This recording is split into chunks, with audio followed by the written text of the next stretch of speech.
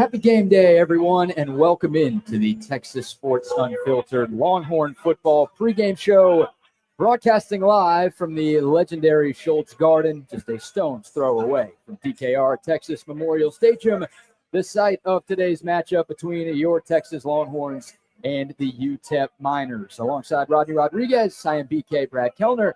We got Mason Gomez on site with us, Adam Wagner back at home on controls. And we are with you for the next 2 hours, getting you set for kickoff of Game 3 of the 2025 Texas football season. Normally, we have Bucky Godbolt with us. If you're wondering where he is, well, he'll be joining us in a little bit. He's dealing with some major pain. No, not the drill sergeant. That's right. But major back pain. He's cooped up at home, recovering right now. So we are wishing him the best. But again, we'll chop it up with Bucky a little bit later during today's show. We'll get his thoughts on the game and, of course, his game score prediction as well. But Double R, it's great to be working with you, my man. Happy game day. Love to be here, man. So we bring in old guy number 2 is what we do. You've got the old guy can't make it, so the next oldest comes in for this one. Looking forward to this, man. And you can definitely tell that we are at a later kickoff this week because there are a lot of people in the historic Cigrande Hall. Oh, man, absolutely. It is a madhouse here, and it's only going to get more and more crowded the closer and closer we get to kickoff. But it is a great crowd on scene. It's the first 9-11 a.m. kick of the season, right? How about that? First 2 games, both 11 a.m. starts. It's tough to get up early. I tell you, but the thing about it is that's the funny thing about it, because I could tell that when I made my way here to downtown Austin, and again, like you said, a stone's throw from DKR, you can tell that these people didn't just happen to pop in and show up. These people have been camped out for a long time, and they're ready to see this team as Earl Campbell makes his way. The legendary. Look at that. How about that? Now, that's an entrance right there. Amen. Absolutely. And Earl Campbell will be signing autographs and taking pictures. So if you are here at Scholz Garten, head over to the table next to us for your opportunity to meet the legendary lifetime Longhorn Earl Campbell, whose name is on the field, Double R. Name is on the field. That means you're doing something right if your name is on the field. And Earl Campbell's going to be at home with, I told you before the show, Earl Campbell will be at home with me tonight in spirit, as I've got some Earl Campbell sausage ready to go on the pit, and I will be celebrating with Earl tonight after a Texas win. Oh, you're going to be eating his meat. I'm going to be having his sausage tonight. That's a little interesting. It's pretty crazy. I guess that's one way to show your respect to another man, right? That's the ultimate respect to a Heisman Trophy winner, a Hall of Famer, and somebody that is just an amazing Texas legend. Yeah, always done for the University of Texas. The least you can do is chow down on his sausage. I'll have his sausage. Oh, man, that is well done. So a lot to get into. Of course, Texas and UTEP will kick off at 3:15 this afternoon. It is on the SEC network. It is hot here in Austin, Texas, USA, America, but should be a fun one. It's the 7th all-time meeting between the University of Texas at Austin and, of course, the University of Texas at El Paso. The Longhorns have never lost to UTEP, 6-0 all-time. The last meeting between these two teams came in the COVID-shortened 2020 season. Texas, remember, only played one non-conference game that year. It was against UTEP. The Longhorns won 59-3 here in Austin. We're looking for a similar score today, Double R, and so is Vegas. Texas currently a 40.5-point favorite. This should be a relatively easy day for the Longhorns, but obviously plenty of things that we want to see from Texas as we get closer and closer to the start of SEC play. What is your biggest storyline that you were looking for Texas today? You know, what I really hope that we see, and again, this will be an interesting thing with not having the 11 o'clock game. One of the conversations before the Ohio State game, remember all of that? Ohio State wanted to change the kickoff for that game. They wanted to go into the evening. Well, you know, Steve Sarkisian's teams, they like playing in the morning. They work out in the morning. They're really crisp and clean at 11 a.m. They haven't been crisp and clean to start these games in the last 2 weeks. So if Texas comes out at 3:15 today and you see them just fire right out of the box and are looking like we think that this predominantly the offense should be, because there's not a lot of questions on the defense. I think what we see today is you get a lot of defensive guys that are going to get extra time if the plan works out. But I want to see clean, I want to see aggressive, and I want to see mistake-free. You can never be mistake-free, but I want to see the fundamentals cleaned up, BK, because that's the more stuff that I look at and it's like, oh man, that really bothers me to see that against, for example, last week. Yeah, I think there are things that every Texas fan wants to see in this game today, but Double R, I think there are things we need to see Texas do in this game. And number one, I think you hit the nail on the head. They have to play a cleaner brand of football. Way too many penalties through these first 2 weeks. And if you're wondering how bad it is, here's how Texas stacks up in terms of penalties with the rest of the nation. There are only 136 teams in FBS college football. Remember that when I give you these numbers. Texas ranks 128th in penalty yards per game. They rank 120th in total penalties called against, and they rank 123rd in penalties per game. So any way you slice it, any way you dice it, it is not good. And look, here's the reality. Texas had 12 penalties last week for 115 yards. They still won by 31 because they were playing San Jose State. You can get away with a bunch of penalties today and still beat UTEP going away. The talent gap between these two teams is just that big. But I think it goes without saying, once you get to SEC play and you're playing teams with like talent, you can't be shooting yourself in the foot as much as you have been to this point. The thing about it is, it's one thing that when you get into playing Georgia, when you get into playing A&M, when you get into playing Arkansas, and again, SEC is a totally different situation. It's a totally different animal, as we like to say, because, I mean, there's so many of the SEC teams that we think may not be that good. If you're a team in the SEC, you're pretty damn good. You've got great athletes on that team. The thing is, when you're making the fundamental mistakes and penalties and not a clean game in these games before you get to those that are really going to be impactful in your season, that's when you start to see that concern. And the bottom line to that really is, BK, is that goes back to what are you working on during the week? Yeah. Execution mistakes are one thing, but the fundamentals, that's where that's football 101. That's the stuff that you work on all the time, and a lot of that's mental. A lot of that's mental, in my opinion, and I think you got to get your head on straight. There are a couple of guys that we're going to talk about today that maybe have been lacking and haven't given us the potential that we're expecting. This is a game where they need to come out and really assert themselves as those big game players. Agreed, 100%. All right, we've got plenty of sound from Steve Sarkisian that we're going to play throughout this show, and we will start with this one. This is from Thursday's press conference. Here's Steve Sarkisian talking about the opportunity at hand going up against UTEP today. All righty. I think first and foremost, great opportunity for us. We talked about it on Monday, but to be back at home, playing in front of our crowd, afternoon game, and exciting time. Obviously, with the way our schedule is formatted, we get 3 straight home games, and then we're not home for a while. And this year in particular, we only have 6 home games. And so cherishing these opportunities that we have in DKR, making the most of them from an experience standpoint, but also making the most of them from a team perspective. And how do we make the most of them? That's playing more consistent and clean football than we have through 2 weeks. And it's easy to see from an offensive perspective what that looks like in areas where we need to improve.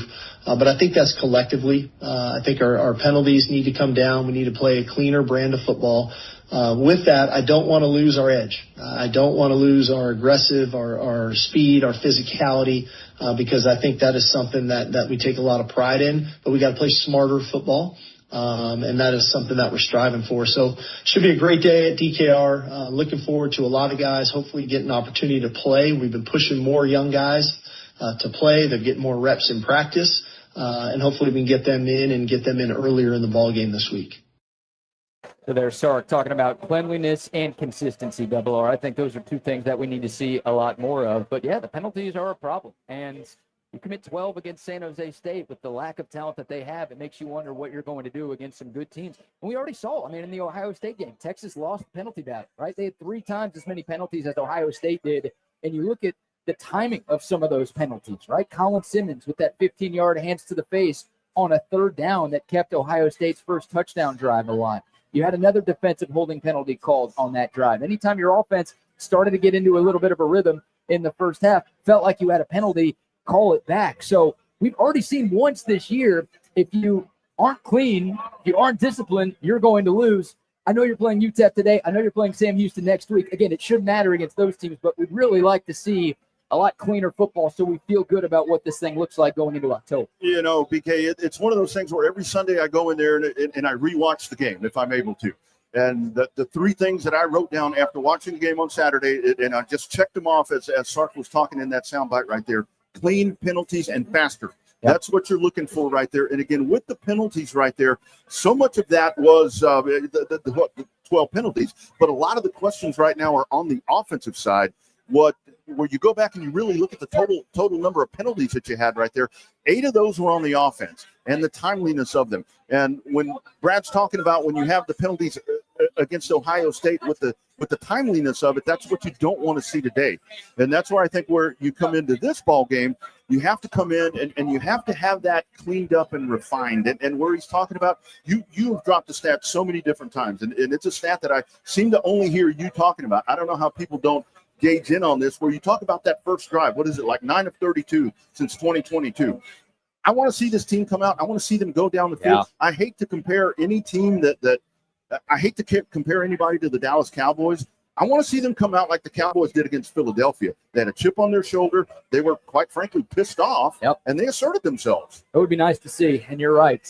9 of 32 since the start of the 2023 season. It's crazy. So 23. Texas has played in 32 games since the start of the 2023 year, and that means they've had 32 opening possessions on offense. They have only scored points on 9 of those 32 possessions. They are 0 for 2 this year. They turned it over on downs in game 1 against Ohio State. And then last week, a promising start, right? The first play, they called a reverse to DeAndre Moore, picks up like 20 yards, laundry on the field, holding penalty on Parker Livingston, calls back, drive stalls out, Texas has to punt. So, they've had chances, but I don't know what it is about the starts to these games that has not just been a problem this year. It's been a problem for the last couple of years, and that's, I know this defense is really good, but you'd like to get your offense rolling a little bit earlier in the games to, play that complementary football. What I don't want to see with this team, and this is especially when you get into league play and when you get into the college football playoff and so forth.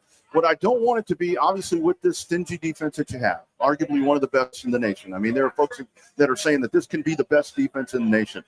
I don't want this offense to be leaning on that defense all the time. Right. It would be one thing if you didn't have everything in your arsenal that you have with this offense, but all of that is there.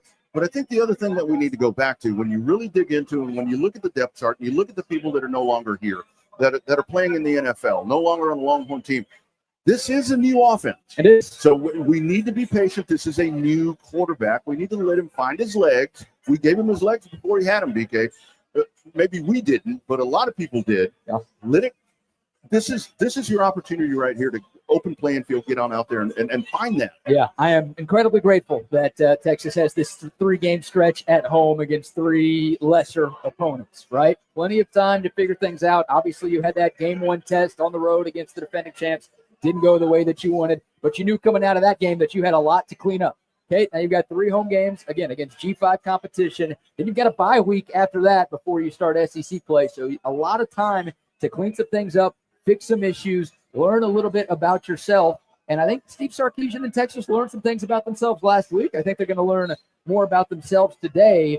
And, yeah, this offense, that's been the issue, right? The defense looks great. They picked up right where they left off last year. They have more starters back from last season, so that makes sense. Yeah, this offense, 3 starters back from a year ago. I think everybody expected it to look a little crisper. And if we're being honest, Double R, outside of a 5-minute stretch from the end of the first quarter, the start of the second quarter, last week against San Jose State, where Texas scored 28 points, right? It was turnover, touchdown, turnover, touchdown, turnover, touchdown. It's been more bad than good from this offense. Against a team like UTEP, we'd like to see that change. That really was the thing that I was going to go to next. You go back and you rewatch that game, and you look, and it was 55 minutes of kind of ho-hum offense. You really didn't have anything there that was going to blow you off the map. And the thing is, this is where you go back to leaning on defense. When you get all of those turnovers from your defense, you're playing with a short field. Yeah. You had a very short field, and that's when you're executing these big plays. You have the long touchdown play, but still, I want to see this offense build itself to where you can have the big bang play. You can have the big hitter. You can have that, but at the same time, if you want to burn up 7 or 8 minutes on the clock, you can do that as well. Yeah. And everything is here. The offensive line, a good test today. I think that's going to be something really interesting to watch, because we can say with the UTEP defense about the most in the nation with TFLs and the pressures and all of that, number 1 defense. You can talk about the quality of opponent, but they're going to come here fired up to play. Sure. Because they know people are saying, well, yeah, but that's UTEP. They're going to come in here and they're going to bring everything they have. It's a great test for the offensive line. Yeah, and look, this UTEP team is comprised of all Texas kids, right? I mean, their roster is like 75 to 80% state of Texas kids. So guys who would have killed to have the opportunity to get offered a scholarship by the University of Texas.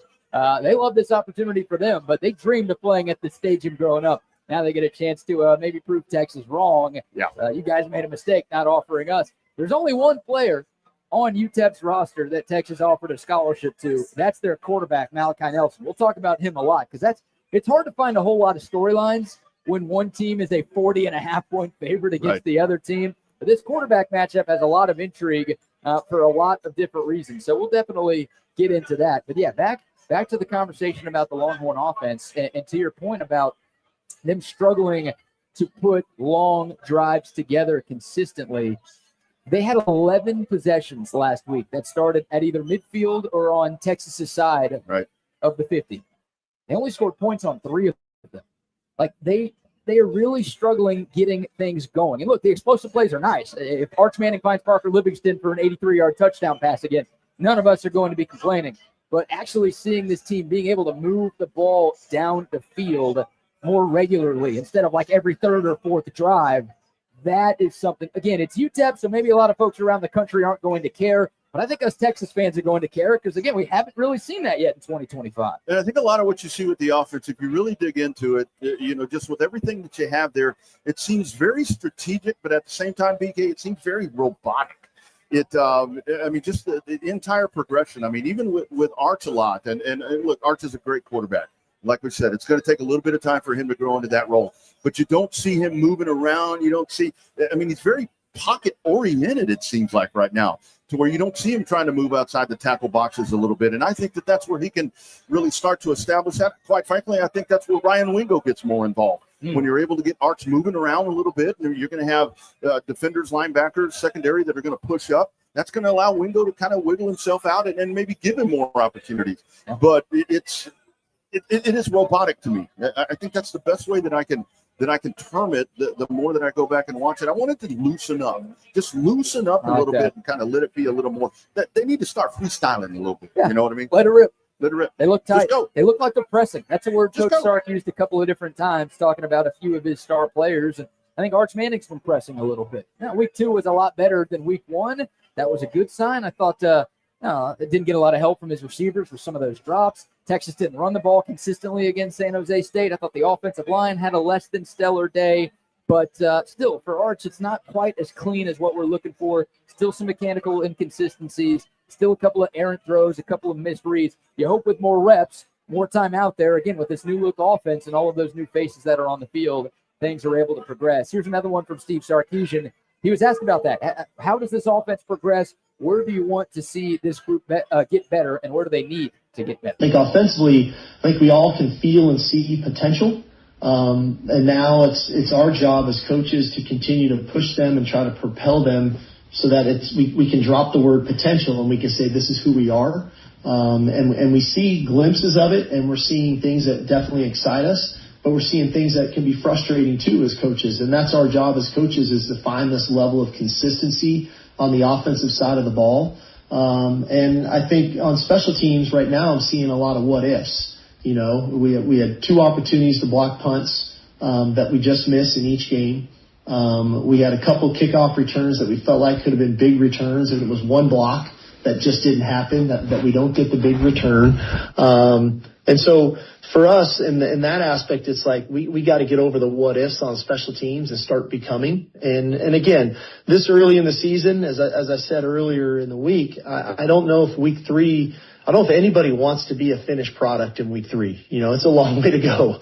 But we have plenty to work on that I think we worked on this week. And my goal is that we see growth, in the things that we're emphasizing. And if we can continue to do that, find the areas where we can improve, apply it, and the players work on it and get better at it from one week to the next. That's the incremental growth that we're going to need as this season continues on. Yeah, that's the good news, Double R. It's game 3 out of 12. A lot of time to figure some things out. And again, we saw more good from the offense in week 2 than we did in week 1. We need to see more good today. And it's everybody. It really is. Everybody kind of needs to look in the mirror, from the head coach, who's also your offensive play caller, to the quarterback, to the running backs, to the wide receivers, to the offensive line. It's got to look better. And Texas is a little bit shorthanded today, too. Don't expect to see Trey Wisner in this game. Don't expect to see DeAndre Moore in this game. Don't expect to see Emmett Mosley V make his Longhorn debut in this game.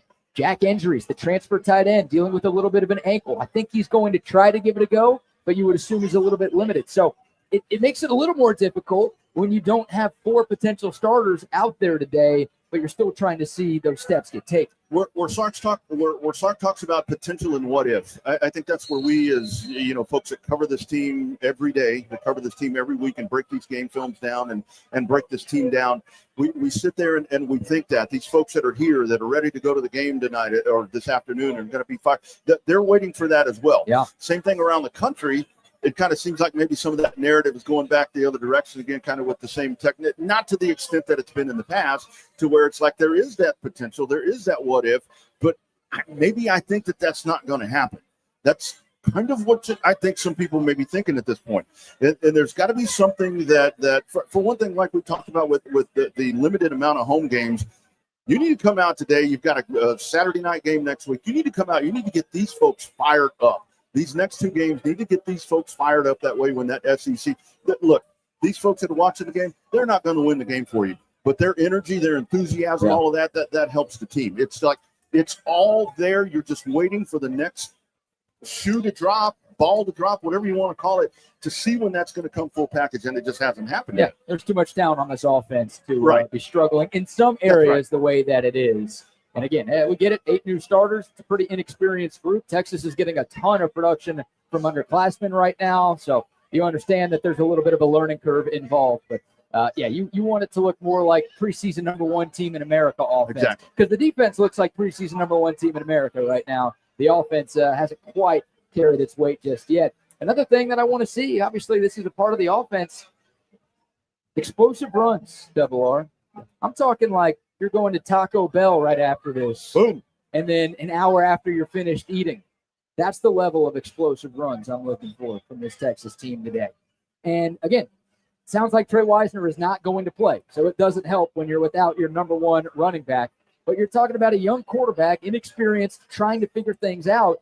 You need more from your run game. That is a quarterback's best friend. And even without Trey Wisner, you still have a bunch of 4- and 5-star tailbacks on your roster.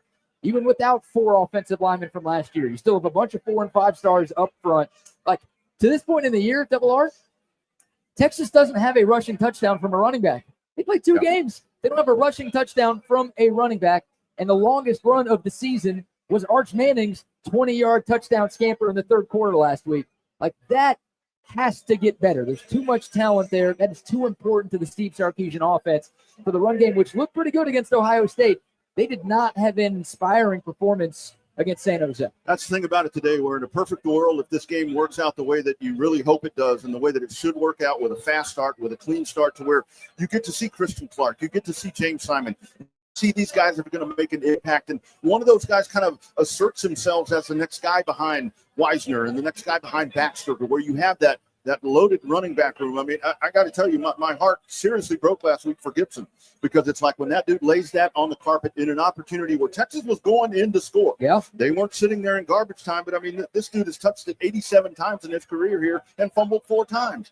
And that's where, can you count on this guy? Is this, maybe he gets another chance today, but I think that's where the other 2 guys were Simon and Christian Clark. This is where you can go in and kind of vault yourself behind those top 2 guys right now. And you have to. That running game just opens up so many different things. And then you've got the ultimate extra running back under center or out of the shotgun. That's just another option. But ideally, you don't want Arch Manning to be that guy running the ball. No, you don't want him turning into Haynes King out there taking a bunch of hits. You want to be able to rely on your running backs to pick up yards on the ground. Of course, you love Arch's dual threat ability. Sure. You love that that's a new weapon with this offense that you haven't had the last 3 seasons. But he's your most important player. You got to have him stay healthy. You can't have him take a bunch of hits because you can't get your traditional running game going. That'd be a huge problem for this team. And some more stats to just talk about the lack of sort of home run ability that we've seen from the Texas ground game so far. Just 8 runs of 10 yards or more for Texas. That ranks 84th in the country. And again, only 1 run of 20 yards or more. That was the Arch Manning 20-yard on the nose touchdown run last week. That ties them for 99th in college football. So, no Trey Wisner. C.J. Baxter, former number 1 running back recruit in America.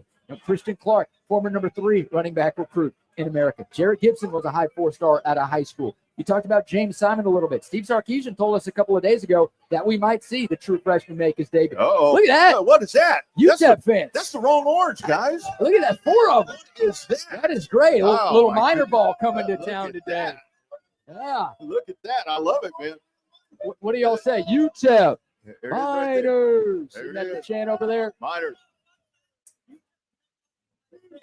Fun there you fact. go. You know That's another a fun good fact? point. UTEP has never beaten Texas. That's right. And that's not going to change today. Hey, you guys So- shop local while you're here, please. Yeah. Support local business. Thanks for coming and spending your money here at Scholz Garten. But sorry you're going home brokenhearted. How about that? Hey, that's UTEP somehow wins today. That guy better come back here and talk all the smack he wants. Got pretty ballsy, right? Yeah. I But think he had that big beer in his hand. he did. Probably not his first. Maybe by win he meant cover the spread. You think that's what he was That's talking what I about think it there? was. Like, hey, we're going to lose by 38 instead of 42 That's right. today. But a couple of UTEP fans Hey, making I the love trip today. I love It's an uglier shade of orange, but Hey, they're part of the University of Texas system. You know, we'll show them some love I for that. will tell you, it's a little better shade than that other UT. Little bit better shade. A little bit. The fake UT. Yeah. Yeah. Kind of looks like that Roadrunner thing. Right. Looks like the Roadrunner All thing. right, not too soon. Right. We're still reeling from baseball season. Oh my! They don't need to be bringing that up. Had to bring that up. But back to this run game again. Too much time. We need to see those running backs make more people miss. Yes, the offensive line up front has to do a better job of creating more holes, but we need to see some explosiveness, some electricity from the running backs. We need opposing defenses to at least respect the threat of a big play in the run game, because right now it's just not there. You think about Bijan Robinson and Roshan Johnson and Jonathan Brooks, right? Some of the other running backs that are here, that were here a couple of years ago, those guys all had the ability to like turn a 3 or 4 yard gain into a 70-yard touchdown, right? They broke a tackle, they made somebody miss, and boom, they were off to the races. I haven't seen that with any of these Texas running backs just yet. And again, Trey Wisner may be your most likely guy for that. It's our man, little Campbell. There he is right there. But, somebody else, there's too much talent in this room for that not to be the case. Somebody has to turn into your home run hitter in your running game so you can at least put that threat to opposing defense. And it just gives you so many other options where we talk about an offense that looks stale, that looks sleepy, that looks slow, and maybe even sometimes looks a little vanilla. You know why? Because you're not establishing the run game. And the thing about it is you go, look, I played offensive line, when I was a kid. And one of the things, look, you have a running back that could boom, you get 6 yards on first down. That's great. That's great. And you average that. I mean, you love that, but you don't have that capability. There have been few times this year where I see Arch hand that ball off, and I'm thinking, all right, here we go. This is going 20, 30, 40 yards down the field, because I just haven't seen that yet. And maybe this is the day where Christian Clark is the one that can establish himself as that big play possibility. Yeah. What you see is like Wag says, you see the ground and pound, but you need more than ground and pound. I want big playability, and it just hadn't been there. BK. Hasn't quite been there yet, especially on the ground. So, all right, welcome in. Again, this is the Texas Sports Unfiltered Longhorn pregame show, broadcasting live from Scholz Garten. If you're here at Scholz, I know it's hard to hear us. There's a lot of people around, but we are giving away a free pair of Ariat boots to one lucky winner. All you have to do is come to the table next to us. You sign up for your chance to win. We will do a drawing right before we get off the air at 2:45. And a reminder, you do not have to be here to win. You're going to leave your name, you're going to leave us your number, and we will reach out to you if you win. But it is a free entry, a nice pair of Ariat boots and denim as well. We're going to give you a nice pair of blue jeans. All you have to do is, again, come by the table next to us and sign up. Of course, our Texas Sports Unfiltered pregame show is proudly presented by Covert Bee Cave and Audio Visual Consultations. Here's one from Larry Hillman as we take a look at the Clean Cause YouTube comments line. We'll tell you more about Clean Cause in a second. Wingo and Parker Livingston could be a great 1-2 punch in the passing game if Wingo can just focus and not drop passes. So transition from the Texas running game to a little bit more of the passing game. And I think the biggest disappointment for the Texas offense through 2 weeks has been Ryan Wingo, right? He's been targeted more than any other receiver on this roster. He's been targeted 15 times. He only has 6 catches this year, has yet to get into the end zone. And he had a great freshman year. We saw flashes of excellence from him. And boom, Matthew Golden's gone. Isaiah Bond's gone. Silas Bolden's gone. It just felt like, okay, this was going to be Ryan Wingo's time. And it feels like he has the most number one potential of any wide receiver on this roster. And yet it just hasn't quite clicked for him. It feels like the chemistry between Arch and Wingo has been off. Obviously, drops have been an issue as well. But man, it would be really nice if number one can look like a true number one today. It really does. Anybody can tell that it seems that the continuity, the comfort level, and so forth for Arch Manning right now is with Parker Livingston. I mean, you see those guys. I mean, I don't know if it's a true factor or whatever. That's the first guy he's looking for, because it's been well established that that's the guy that he wants to go to. I think what we need to see, and I think we see this today. Here's kind of a random thought, is that early on in the game, you get Wingo involved, and you get him. I heard Jordan Scruggs mention this week, and you can find it on our X feed, to where it's like you need to feed that dude and build that relationship, build that continuity. Look, Ryan Wingo needs some confidence too. For sure. Because he hears us saying this, and Arch hears this, to where this was going to be the tandem. This is your national championship tandem on offense for Texas that was going to take you to that next plateau, and it has not been there.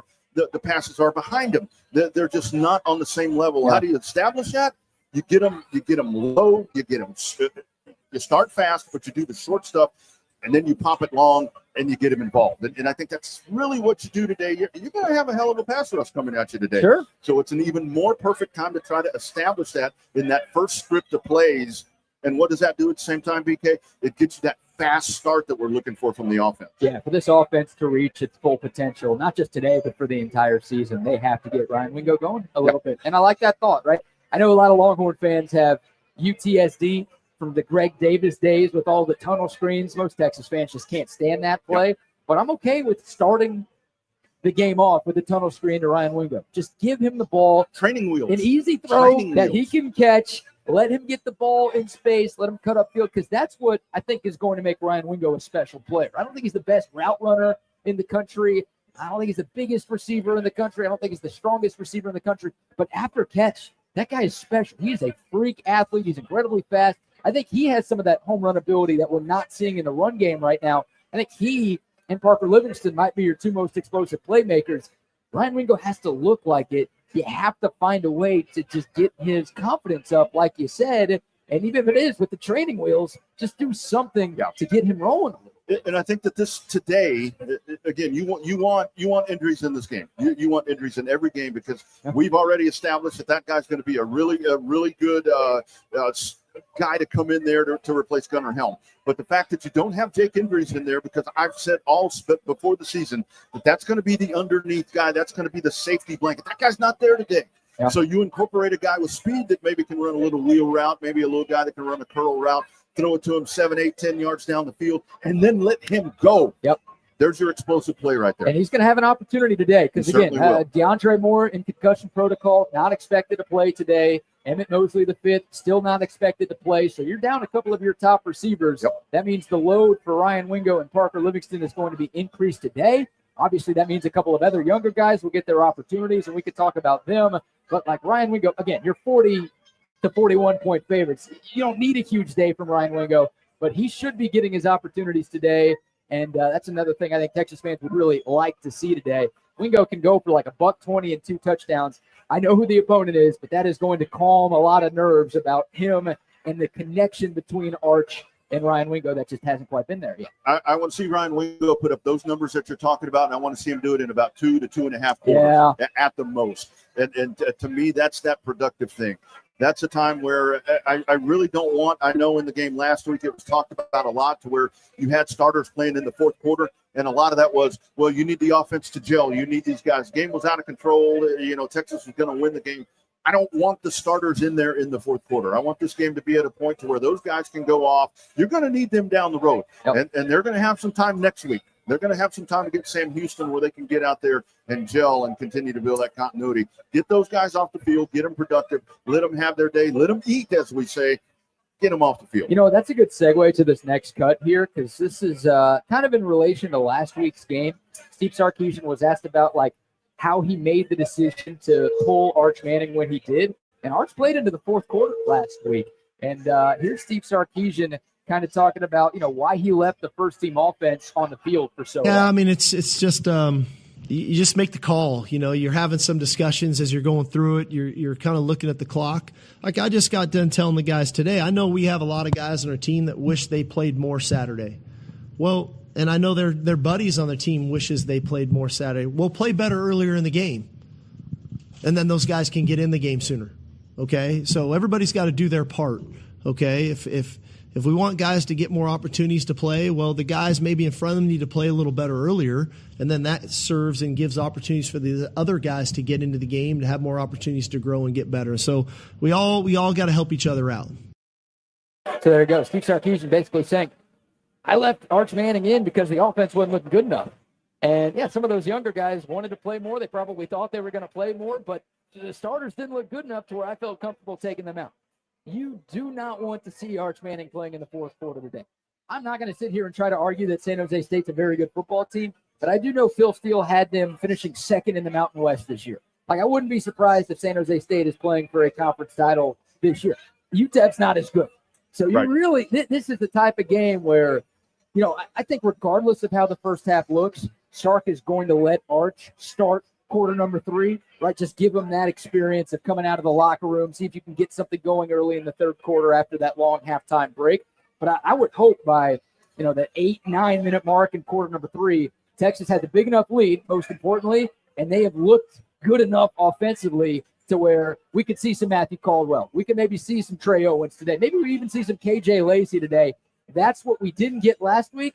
That's what I think everybody wants to get this week. Yeah, you know, it's one of those things where if you've been in a locker room, you've been on a football team, I don't care the level, junior high, high school, whatever it is, college, NFL, what you have is you always have the tendency right there where the 3s are pushing the 2s because they want to be the number 2. Sure. You can be the number 1, so you have that push.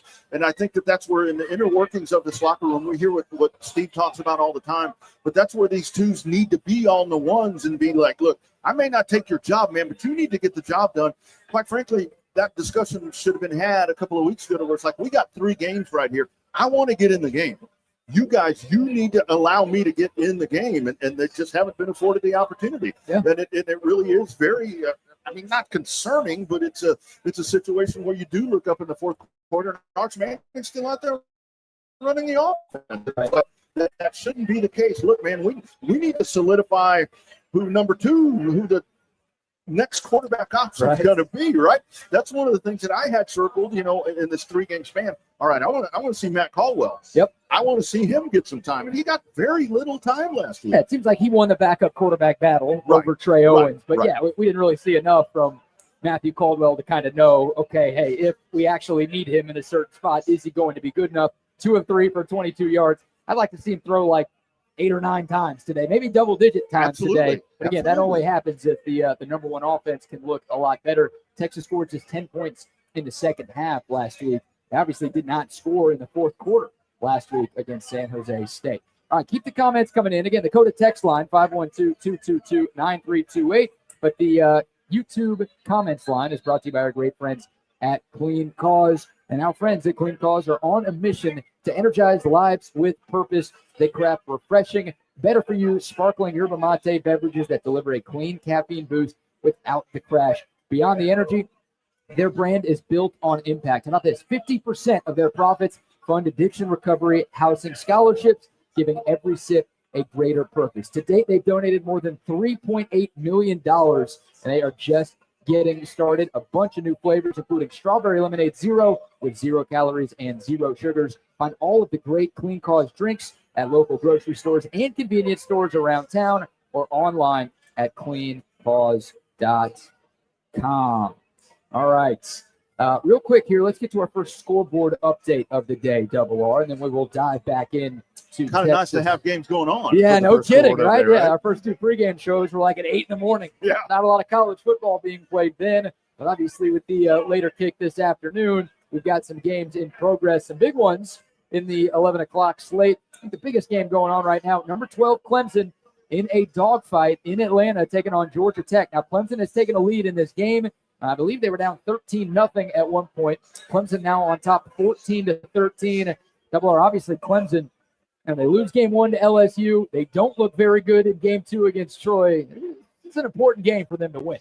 And you look at Clemson, if Clemson looks in the mirror, they may see Texas, because it's kind of the same MO that you have on both of those teams. You had the 2 Heisman Trophy favorites, probably, arguably, coming into the season with Arch Manning and Kate Klubnik. I mean, that they've struggled out of the box. And the thing about it is, I think that this game is perfectly I actually took Georgia Tech in this game. I think Georgia Tech is going to win this game because Clemson just seems very susceptible. They're slow. They're not clean. What have we been talking about for an hour here? Yep. And that's the indication they're in for a dogfight right there with Georgia Tech today. That was a trendy upset pick today, Absolutely. And the line was going down all week. So we'll see how this one finishes up. That's really the only close game involving a ranked team right now. Number 4, Oregon, taking on Northwestern in a classic Big Ten rivalry. Oregon up 31-0 in Evanston. Oklahoma is in action right now. It's 126, and yes, they do still suck. For those of you who are curious, they're all over Temple, 28-3 in Philly. Alabama is putting it on Wisconsin, 38-7. The score in that one in Tuscaloosa. Another blowout for Alabama following their embarrassing Week 1 loss to Florida State. Michigan is crushing Central Michigan. Auburn all over South Alabama. I mean, it's a lot of blowouts right now. So really, the only game we're talking about again is that Clemson-Georgia Tech game going on right now. And, in our next scoreboard update, we can give our thoughts on some of the other big games coming up, because there are some big games, especially in the SEC. And, Alabama's a great example right there where, they're ready to run Kalen DeBoer. They wanted to run him out last year. Right. They wanted to run him out of Tuscaloosa last year. You come out the season opener, and it's like an all but done thing. And what have they done? They've responded, and they've come out. And again, when you talk about the subpar competition and so forth, that's what I want to see in Austin today. Yeah. And I know that when you have an inferior opponent, you don't want to come out, you don't want to degrade, you don't want to whatever. But I think it's just so good for the psyche right now is that you need to come out and you need to do what Alabama did last week and what they're doing today. That would be nice. The scoreboard update is powered by Gobundance, where elite men build wealth, brotherhood, and a life without limits. Legends like Earl Campbell, who's right here. Boom. And Ricky Williams showed us what it means to run with power, play with heart, and never quit. Texas football has always been about determination and pride. That same fire lives within Gobundance, where men push each other to stay hungry, stay humble, and achieve what others never thought could be possible. If you're ready to level up in business, your family, your health, and in life, Gobundance is the team that you have been looking for. Join the tribe today at Gobundance.com/TSU. Again, Gobundance, GOBUNDANCE.com/TSU. All right, Double R, we've been spending a lot of time talking about the Texas offense. While we're doing so, let's give our offensive player of the game predictions. Brought to you by our friends at Moonshine, Patio, Bar and Grill. We'll tell you a little bit more about their fantastic locations here in a moment. We've talked about Arch, talked about the run game. We've talked about some of the young receivers who are going to get some more time today. Give me your pick. Who is your offensive player of the game? I've been kind of building this up all week, the way that I want the offense to come out and what I want the offense to do. And when you have a little bit of attrition in the offense today like you do, I think this is Ryan Wingo's day. Nice. I really think that this is a day where he's going to contribute. He's going to go over 100 yards at maybe 6 or 7 catches like you talked about. He's going to do it in a short manner. He'll probably do this early stages of the third quarter. I'll give him 6 catches for $110. Maybe a touchdown, okay. But I think that you see him incorporated into the offense. Maybe you see him in some reverse type jet sweep situations, even though you don't really want to lean on that. But it builds that continuity. So I think this is where you get Wingo and Arch Manning on the right page. I'm going number 1 all the way. I love that pick, and I wouldn't hate seeing more Ryan Wingo in the run game. Again, you're looking for more home run ability in your running game, and I feel like whenever Ryan Wingo gets a carry, he makes something happen. So I wouldn't hate seeing maybe 2 or 3. Sure. Ryan Wingo carries. Again, it's all about trying to get him going. For this offense to reach its full potential, Ryan Wingo needs to up his game, and he needs to be a much bigger part of this thing than he has been. That's a good way to do it. Absolutely. Right there. I like that pick. I promise I don't do this every week, Double R. Uh-oh. This is the first time I've done this year. Oh, here we go. Let me take the quarterback. The quarterback. Arch Manning. Matthew Caldwell? Hey, hopefully we see him a lot. 250 yards today. I would like to see 120 yards, 2 touchdowns for Matt Caldwell in the second half, when Texas is already up 42-3. But Arch Manning's performance against San Jose State, and this should not surprise anybody because he's Arch Manning, and everything that he does gets psychoanalyzed by everyone and their mother. Have you ever seen a 5-touchdown, 300-yard game more criticized than that one? I thought he did a lot of really good things last week. Was it perfect? No, absolutely not. But I thought he played really well, and people are talking about his game like he played just as poorly as he did against Ohio State. Right. Now, of course, I get the opponent. There's no doubt about that. But he looked so much better. He took big strides from week 1 to week 2. I think he's going to take even more big strides. Obviously, the reps, but also going back and watching on film some of the reads that he missed, some of the mechanical issues that have plagued him on his bad throws. I think he's going to look at that. I think he's going to get more comfortable in this game today. And I think Texas is going to come up with a game plan that turns this into one of those crazy stat lines for Arch Manning, which apparently last week wasn't crazy enough. 5 touchdowns, not enough, I guess, for some. But I think Arch Manning has just one of those performances where it's like 24 of 29, 330 yards, and like 3 or 4 touchdowns. Like the completion percentage is higher. We're not as critical with some of the missed throws. He's reading the offense. He's taking more shots down the field. You don't see that turnover like you saw at the end of the first half last week. Like, I think everything we want to see, and the Arch Manning lovers and the Texas fans will be like, yes, that's it. And the Arch Manning haters and the people who can't stand Texas will say it's UTEP who gives a crap. But I think we're going to see more of like, oh, this is why people think he's going to be the number 1 pick in the draft next year. I think it's going to all come together for Arch today, and I think he's going to go off. That's a good call because it makes sense in the progression that we see with Arch. I got to tell you, the one thing that I didn't like in the Ohio State game is where this dude is obviously not doing what was expected. And he's sitting over there under a tent. He's sitting all by himself. Yeah. And he's got this look on his face to where it's like that looked like a beaten guy. That looked like somebody where – you stole his dog, you took his car, I mean, whatever you want to call it. Use any innuendo that you want to use. Yeah. That's the way he looked. But then when you saw him last week, that dude's sitting over there, he's hanging out with his receivers, he's patting the offensive line on the back, he's holding a tablet. Yeah. When Sark said in the Ohio State game, well, we took him in at the half and we watched film, you can watch film on the sideline right after you come off the field. So to see that, and it showed in his game to where he's at that point now. And I think it's going to be even greater with some of that attrition that we're talking about. Right. I want to dive more into the Arch Manning conversation in a moment. Things you want to see from him, and a couple of weird stats about him and kind of this Texas offense that are other things that we would like to see change today. But first, our offensive player of the game predictions are brought to you by our friends at Moonshine Patio Bar and Grill. Moonshine. Oh, man. I'm getting hungry just thinking about these guys. I drove right by it last night on the way to the Kelly Reeves. I almost hate talking about it because I don't have their food in front of me, and that makes life very difficult. But we got some good one here. We do have some good food here. Amen. But shout out to Moonshine Patio Bar and Grill. Hey, after the game tonight, you're looking for a place for dinner. How about a little Sunday brunch tomorrow? Now, your college students, mom and dad in town, take their credit card. That's what Bucky always says. Snag that credit card, take it to Moonshine, buy a brunch for all your friends. I'll be your friend. Invite me. I will go there and talk all the Texas football. My kid's coming over tonight. Oh, great. Yeah. Great. Now you know why. Now you know why. Is. Love Moonshine Patio Bar and Grill. Relaxed and easygoing, comfortable and familiar. They've been around for more than 20 years. If you've never been, you are missing out. The experience there is one of a kind. 2 locations, one downtown, the other in Avery Ranch. They also offer complimentary valet parking during weekday lunches as well downtown. It's hard to find in downtown Austin. Head over to moonshinegrill.com for more information and to plan your next reservation. All right, so back into the Arch Manning conversation.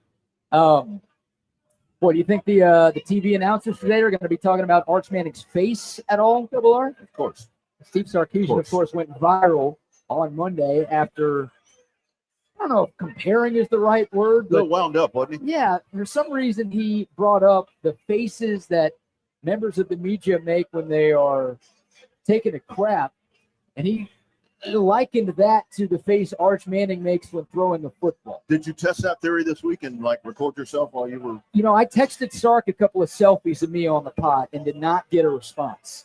So maybe he changed his number. Maybe so. That's got to be it. Or he's busy. He's getting ready for the game. I don't know what the deal is, but I'm hoping he responds at some point. He's on baby duty. I feel like changing diapers. You're right. He sees enough of those faces every day dealing with the newborn right there. I feel like I was doing my part to try to help him out. But look, I trust Steve Sarkisian. I think enough Texas insiders have come out and said that there is nothing wrong with Arch Manning right now. I think he is 100% healthy. And again, I'm picking him to look that he's 100% healthy, to show that, hey, nothing is wrong. Here's how good I can be when everything works. But there are a couple of interesting stats that I would like to see change. This one kind of blows my mind. It's according to Pro Football Focus. And PFF with their grading system's a little bit dicey at times. I don't always put a bunch of stock into what they have to say. Out of 141 qualifying college football quarterbacks, Arch Manning has the second highest grade in straight dropbacks. That's great. Number 2 out of 141, that is what you want to see. Arch Manning has the 135th highest grade on play action. That is not great. So you want the play action, of course, because that keeps the defense honest, right? Every time you fake a handoff, the defense has to think for a split second. Does the running back have the ball? Does the quarterback have the ball? Whatever. But for some reason, that has not worked at all for Arch Manning. So I don't think Sark's going to abandon it. Again, you're playing a team like UTEP. You want to test some things to see what you have by the time you get to SEC play. But that is so bizarre. And maybe to make life a little bit easier for Arch, maybe a little less play action. Because when you do a play action, you have to turn your whole back to the defense. And even though it's only for a split second, that is clearly affecting Arch Manning right now. So maybe we see a little less of that and a little bit more of the straight drop back game. And this is what I was talking about a little bit earlier in the pregame show here, to where it just seemed the tightness. He seems very tight, like the entire offense does, to where it's it is. I mean, I hate to use the word robotic, to where it's you loosen him up a little bit, but I see those PFF grades, that keep coming out, and I'm like, okay, it's we're thinking it's the end of the world, but when I see that, and again, these are all grades, these are all analytics, these different things, but when you go back and you look at it, he's grading out really well. Yeah, he really is grading out well. So I think it is a thing where you just kind of got to loosen him up a little bit, and I think that we saw maybe a little bit of what we're seeing with Arch, and maybe a little bit of what we're seeing, definitely what we're seeing with Colin Simmons, and maybe more of the offense too, and Steve Sarkisian at that presser, to where he's just wound up so tight, and damn it, I think he's tired of hearing about the offense isn't doing this, Arch Manning's got this going on, Arch is doing this, that, and the other. Yep. They're tired of hearing that. And how do you squash that? You fix the problem. You fix the problem. You fix the problem. Yeah, amen. That was the most bizarre thing Steve Sarkisian has ever said at a press conference. He did follow up and say that he's going to let the guy ask and another question. Yeah, he did. It was, I think you're right, though. Sark was annoyed. I think he's a little frustrated with just the way this offense has looked. But, I think he's tired of answering the same questions over and over again. But, again, there are some folks out there who still believe something is wrong with Arch Manning. Talk about putting things to bed. Put that to bed with a strong performance today. And I have to tell you, because one of the things that I heard more on the national spectrum after the Ohio State game was where a lot of folks were like, well, Arch Manning is proving that he's not what we thought he was. A lot of that heat was coming down on Steve Sarkisian. Yeah. Where I heard some talking heads saying, no, this is actually on Sarkisian not being the play caller, not being the offensive genius, whatever you want to call it. So he's feeling that as well, because when you have that lack of development, or you have that lack of potential, there's his word again, yeah. When you have that lack of potential, that ultimately comes down. Why do coaches, not that Sark's going to get fired, but why do coaches get fired? Why do coaches get demoted? It's the lack of progress. It's the lack of development that we've seen here forever. So I think Sark is probably ready to be done with that at this point. Another thing, too, that needs to improve, because it's such a staple of this offense, at least it has been in the Steve Sarkisian era, the screen game has not been good for Texas. I call him Screen Sarkisian. That's how often he runs screens, and that's how effective they've been.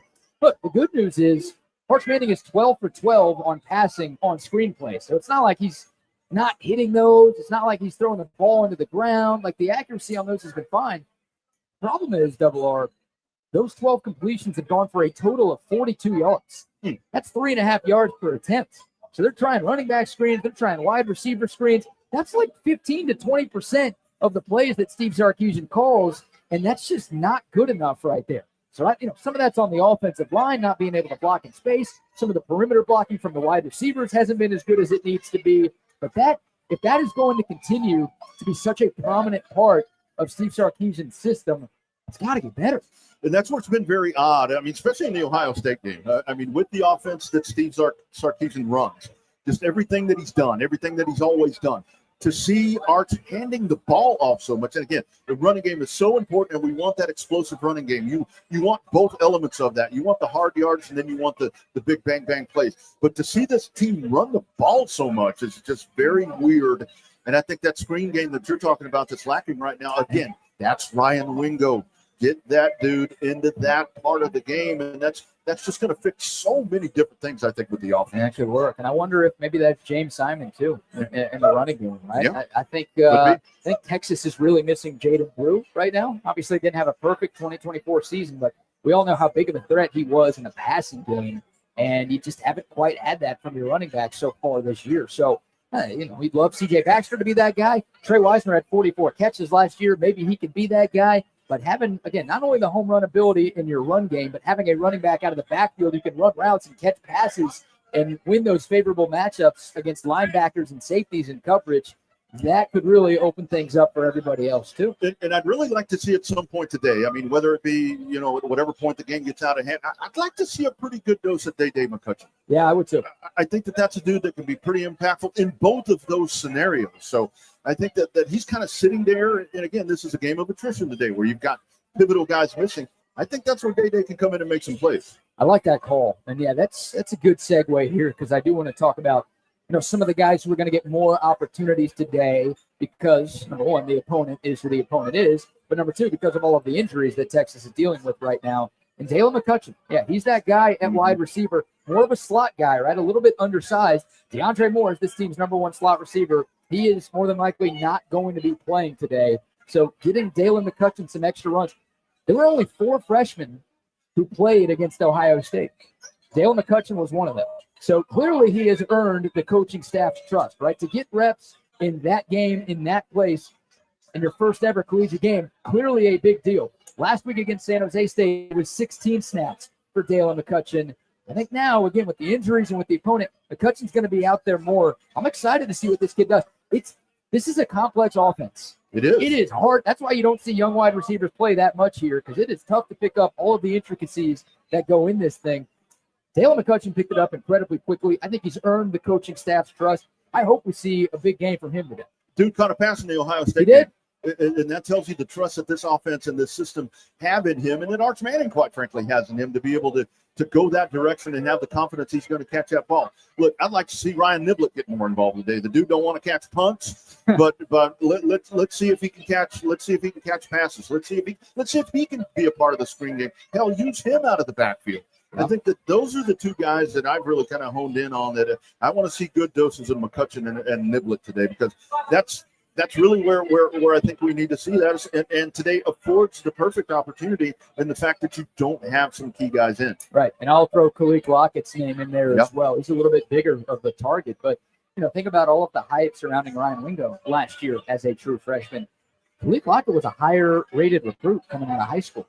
Yep. So I'm not trying to dunk on Ryan Wingo here. Loved what he did last year. Want to see more of that this year. But Khalid Lockett was the number 2 ranked receiver in this class. He was a top 20 player overall in the class of 2025. One of the top ranked receivers that Texas has signed in a long, long time. He had 2 catches last week. He only played 9 snaps. None against Ohio State, 9 last week, 2 catches. If you're a receiver and you catch passes on 22% of your snaps, that's pretty damn good right there. Absolutely. So I think that guy has a lot of potential. Again, it took him a while in the spring to get things going, but had a good summer, had a really good fall camp. I think he's playing from behind when it comes to like Dalen McCutcheon in terms of earning the trust and respect from this coaching staff and this offense as a whole. But this could be a Khalid Lockett game too. And again, this isn't just about UTEP and Sam Houston. This is about finding guys who can really help your offense when you get to SEC play. If you're able to rotate your wide receivers throughout the course of a 60-minute game, keep guys fresh, that's going to tire out an opposing secondary. If you've got a bunch of guys that you could turn to in big spots, it's going to really help this offense. Yeah, absolutely it will. Because just think about this. Just think if we were in a situation, and we can pick the random team. We can say Arkansas, whoever. We can pick the random opponent in the SEC. But if we go into that game and we talk about Wisner, DeAndre Moore, Emmett Mosley, Jake Indries, and again, if we were in SEC, maybe these guys would be playing. Yep. But let's just say you get into that situation. If we're talking about that sort of opponent today, I'm thinking that it's going to be really damn hard to win this game. But that's where you have to find those guys that are going to be ready when they're called upon. And I think these guys are sitting there. And again, where it's McCutcheon, that confidence is already there. He's picked up the system. Niblett is there. Lockett. I mean, yes, we need them to get time today, get them on the field. And I think they do today. Yeah. I think they do. I think because the ones are going to do what they need to do. I do think it comes together a hell of a lot better today than it has. I hope so. You brought up Ryan Niblett. Yeah, haven't seen much from him in the punt return game. I honestly wouldn't mind seeing somebody else back there in the punt return game. Yeah. This coaching staff wants to get Niblett involved because he may be the fastest player on the team. So, find a way. He's another one of those guys. Get him the ball in space. That could help this offense figure some things out too. And I know the coaching staff really likes Ryan Niblett. So can he be another difference maker on the offense. And I'll throw Aaron Butler in there too, a guy who doesn't get talked about a lot, a redshirt freshman, right? Like same class as Parker Livingston. We're seeing what Parker Livingston is doing in year 2. I think if Aaron Butler was that good, we'd be seeing more of that from him. But he's another guy who is going to get more opportunities today. And I think Larry brings up a good point. Like, the young receivers aren't going to develop much sitting on the bench. That's exactly You got to see what those guys have. And again, I don't ever want to call injuries a gift. You want your guys playing. But, like, it's a gift for these guys to get more opportunities and hopefully a gift for the coaching staff to see what they have in them. In the grand scheme of building a schedule, I'm sure whenever the schedule was put together, somebody had the idea to where you have, you hate to call them, I've heard folks say these are scrimmages. No, they're not scrimmages. They're NCAA college football games. But you have the quality opponent where you schedule these games to where you come in and you find those players. And you have those guys that are going to be slotted in when their number is called. And when you don't get that opportunity, exactly, how can you expect a guy to come in a primetime football game with maybe a conference championship or whatever may be on the line? You want to insert this guy, and you haven't seen him do anything. Right. That's what you need to be doing in these games. And quite frankly, BK, you're running out of time. Yeah, and I'll tell you what, you talked about Jack injuries. Again, I think he's going to try to play today, but he's dealing with a bit of an ankle issue, so he's going to be limited if he is out there. That's going to open up the door for some other tight ends. And you have 5 who played last week against San Jose State. Yep. I think you're still looking for your number 2 tight end. And 12 personnel has actually been the most effective formation for Texas so far this year. 1 running back, 2 tight ends on the field. So I think you want to see more of that going forward. Who is that number 2 tight end? Is it Spencer Shannon? Is it Jordan Washington? Is it Amari Winston? Is it Nick Townsend? Nick Townsend's the guy for me. Yeah. Nick Townsend, I think, has the most potential of anybody in that group. And the thing about Nick Townsend is he's a true freshman. Rodney, there were only 3 freshmen in this number 1 class who were not in for the spring. Townsend was one of them. So he's behind the 8 ball a little bit. But he played a lot last week. He was mauling dudes as a blocker. He was. And he's very involved on special teams. He's with every special teams unit right now. Of course, Jeff Banks is the special teams coach and the tight ends coach. So you make that guy happy, you're going to get more run. I think Nick Townsend's going to get a lot of snaps today. I think he's going to be given an opportunity to make an impact. I hope he can look like a difference maker and be that really good weapon tight end outside of injuries. I'm with you. I totally go with Nick Townsend. And the thing about it is you've watched that. I talk about it all the time to where it's like the hybrid tight end that we have now to where the guy can blaze down the field. The guy can, have soft hands, can make amazing catches. But at the same time, it's the other part that you're talking about right there. When we talk about the lack of the big running game and the big running plays, you got a guy that can block. That's still really important for a tight end. And I think that dude, in the last 2.5 years, we've watched the tight end position become so important in the Steve Sarkisian offense. Yeah. You had a guy that's off in the NFL right now, and hell, he's already making an impact on I guess not a very good team. And then you've got injuries that's come in here, and he's just solidified that role. Townsend, I think, is that next guy. The 2 tight end situation is just massive for this offense. Yeah, and Jordan Washington, look, he made a catch last week, but he also nearly got Arch Manning killed. Yeah, exactly. That's that blocking part. Almost cost Texas a safety. He also had a bad drop as well. So people were excited about the catch he made, but to me that doesn't overcome the 2 big mistakes that he made in that game. And look, I'm not saying he shouldn't play today, but I think the door should be open for some other guys maybe to step up there. And again, I think this staff really likes Nick Townsend. I feel like if he was here for the spring, there's no question he's your number 2 tight end. Now it's still a little bit of a battle because, again, he's behind the 8 ball right now. But I'm excited to see what these younger tight ends get to do today. And then also to the running back position, too. Again, not expecting to see Trey Wisner out there. Sark erring on the side of caution considering who the opponent is. CJ Baxter, I would like to see more from him. And I get that's a big ask because I know the injury that he's coming off of, but he's the former number 1 running back recruit in America. Yeah. I really want this guy to be consistent, show that explosiveness, and the coaching staff clearly loves him. He played a lot against Ohio State even when Trey Wisner was healthy.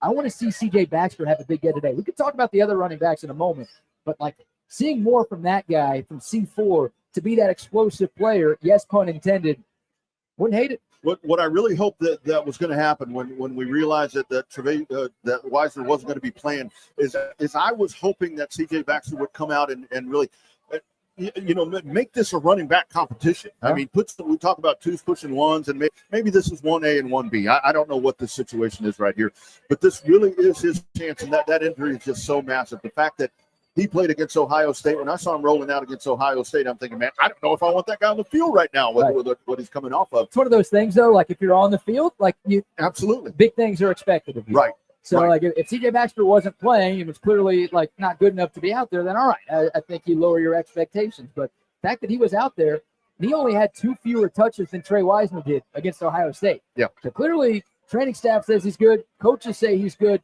He feels that he's good. 23 carries for 104 yards, averaging 4.5 yards a carry. Like, I want more. I want more from him. I hope today is a breakout day for him, too. Today and next week are really the chance for him to get in there and grind out some yards. And I want to see him on something longer than 16 yards. He had a 16-yard run last week. That's his longest run of the day. Give me 35. Give me 40. I want to see something explosive. That's what we should get out of this guy. But, again, this is where you go back to the offensive line, and it's like you need that cohesion there. Here we go again. Penalties. Yeah. These pre-snap things, clean that up.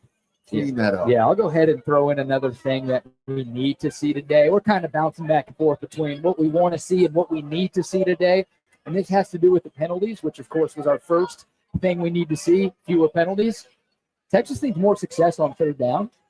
Part of their struggles on third down has been because they're putting themselves behind the 8 ball with all of those penalties. It's almost unbelievable how bad the Longhorns have been on third down so far. They've had 26 third downs through 2 games. They've converted on just 7 of them. That's 26%. That has them ranked 121st in the nation. And if that's not bad enough, Texas has only converted 1 third down of 4 yards or more this year. That's 6% of 3rd and 4 or longer. Not 3rd and 14 or longer, 3rd and 4 or longer. So I don't care that you've got 8 new starters on offense. I don't care that Wiseman missed the game and DeAndre Moore got hurt and Edmund Mosley's been out, this, that, and the other. That is almost unbelievable. It is that bad. With all of this talent that you have, with the coach that you have, with the quarterback that you have to find a way to keep drives alive. Otherwise, again, you might not notice it against UTEP, but as the season goes along, your defense is going to get tired if you can't sustain drives on offense. That's the whole thing, and that goes back to the point of where I don't want it to be where you're constantly leaning on the defense. You've got to be able to convert these plays. You've got to be able to convert third downs. And then, it comes back to the whole red zone conversation. You got to be able to convert the red zone. What are we talking about? You've got to be able to convert on offense just in general. And that's where it's lacking. And the all bottom line excuse right there is with the personnel and with the talent on this team that you have, you shouldn't be in these percentages and situations that you're in right now, because all of that is right there. And you just got to put pen to paper and you got to make it happen is what needs to happen. Yeah. And this is your chance again.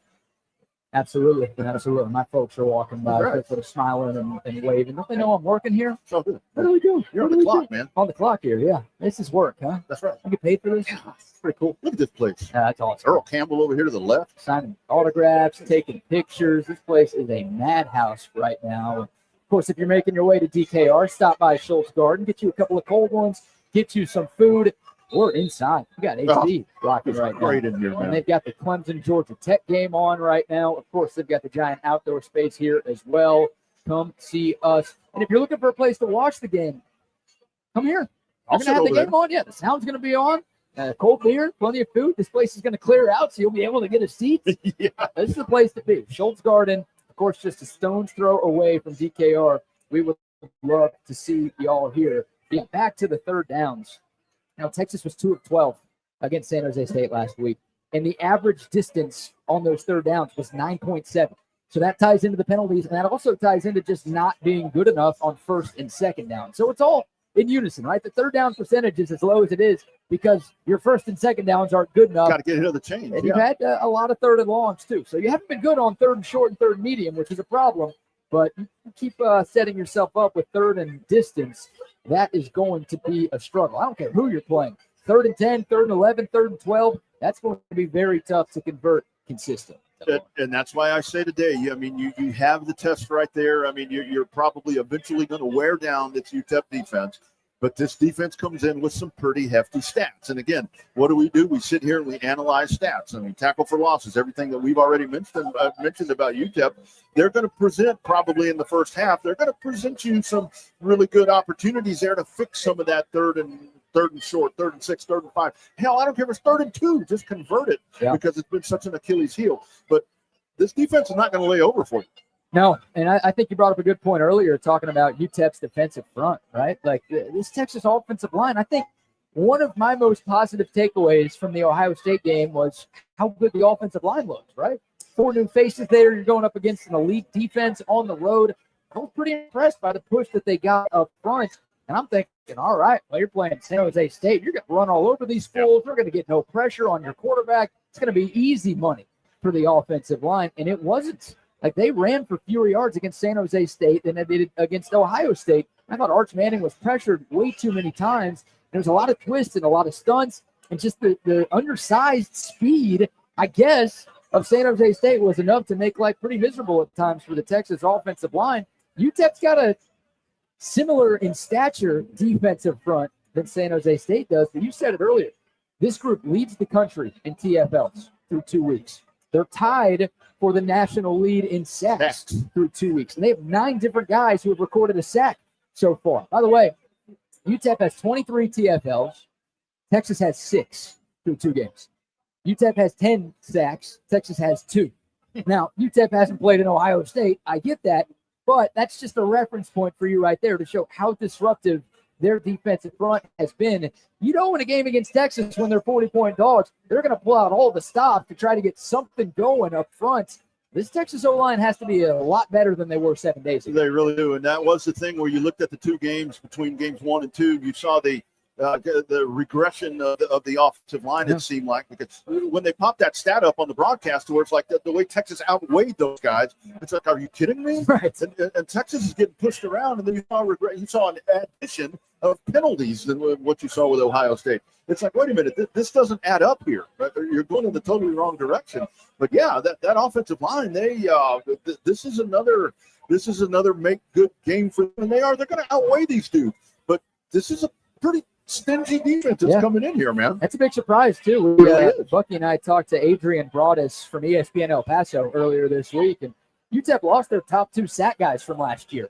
They both transferred. One guy went to Oklahoma State, another guy went to Tulane, so they went to bigger and better schools. So you're thinking, all right, that could be an area of weakness for the Miners this year, and it's been anything but to this point. Here's a little bit of sound from Coach Sark talking about the offensive line, kind of his grade on how they've looked through these first 2 games. I thought in week 1, we played pretty good against that group. 2 very different style of defenses, where Ohio State was a big, physical, traditional, it's mano a mano, and you got to block really good people right in front of you. San Jose State was smaller. They were quicker. They were moving every snap. We totally lost our fundamentals. We got on our toes. We were falling over ourselves. We gave up way too much penetration. And that we have to know what we're playing against. And then you have to take it to practice. Every opponent's different. It's like you got to wipe the slate clean on a Monday morning. Here we go. Here's the scouting report. Here's what they're good at.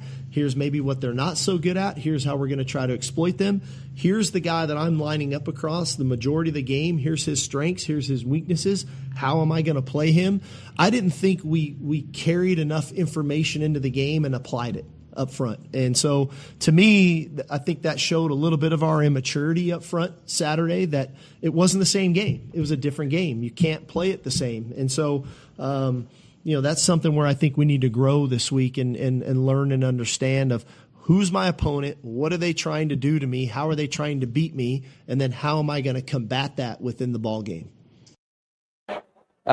Coach Sark, I don't care about the labor. We just gave you your opponent. Well, I don't care about the labor. Show me the baby. That's how I am with the offensive line. I don't care about the technical stuff. I don't care about this, that, and the other. Like, I want to see this offensive line dominate. So whatever it's going to take today, UTEP, similar in size, similar in stature to San Jose State, you should be able to do whatever you want against that group. I mean, usually when you're talking about teams like Texas going up against teams like UTEP, that's where you notice the biggest difference. Everybody focuses on quarterbacks and receivers and running backs, the skill position guys, right?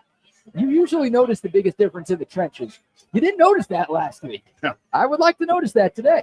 And that's the thing about it is what you saw last week with that San Jose defense is what they kind of exposed what they were going to be able to do against Texas. And at some point, you would hope that you have some sort of adjustment or you see something where that in-game adjustment is made and you begin to fix those problems. But what happened? It got worse. And then there were more penalties. And then you're getting beat more often. So that's my question. It's like, how do you let that happen? And what are you going to do to fix that? I mean, yeah, you point this stuff out. But he mentioned fundamentals again, and that's where so much of this just comes back to that. And again, I know the pressure, I know the expectations, I get all of that, but that's what you sign up for when you come here. Yeah.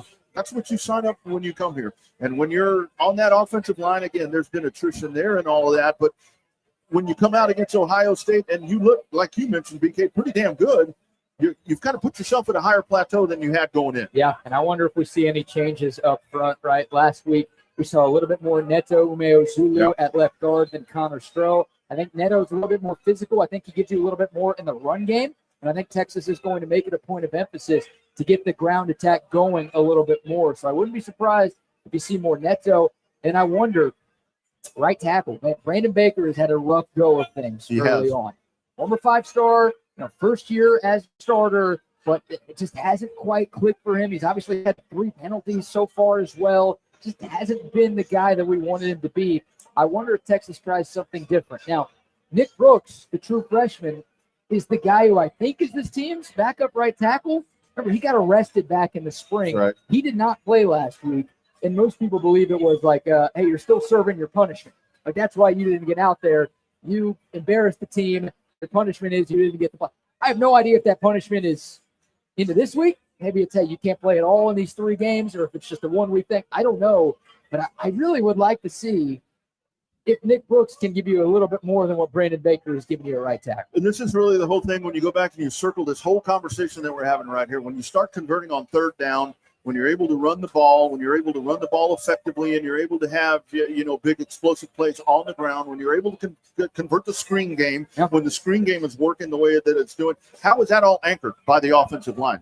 That means the offensive line is doing their job, and not that they're not doing their job, but they're not doing their job at the effectiveness that they need to be doing it.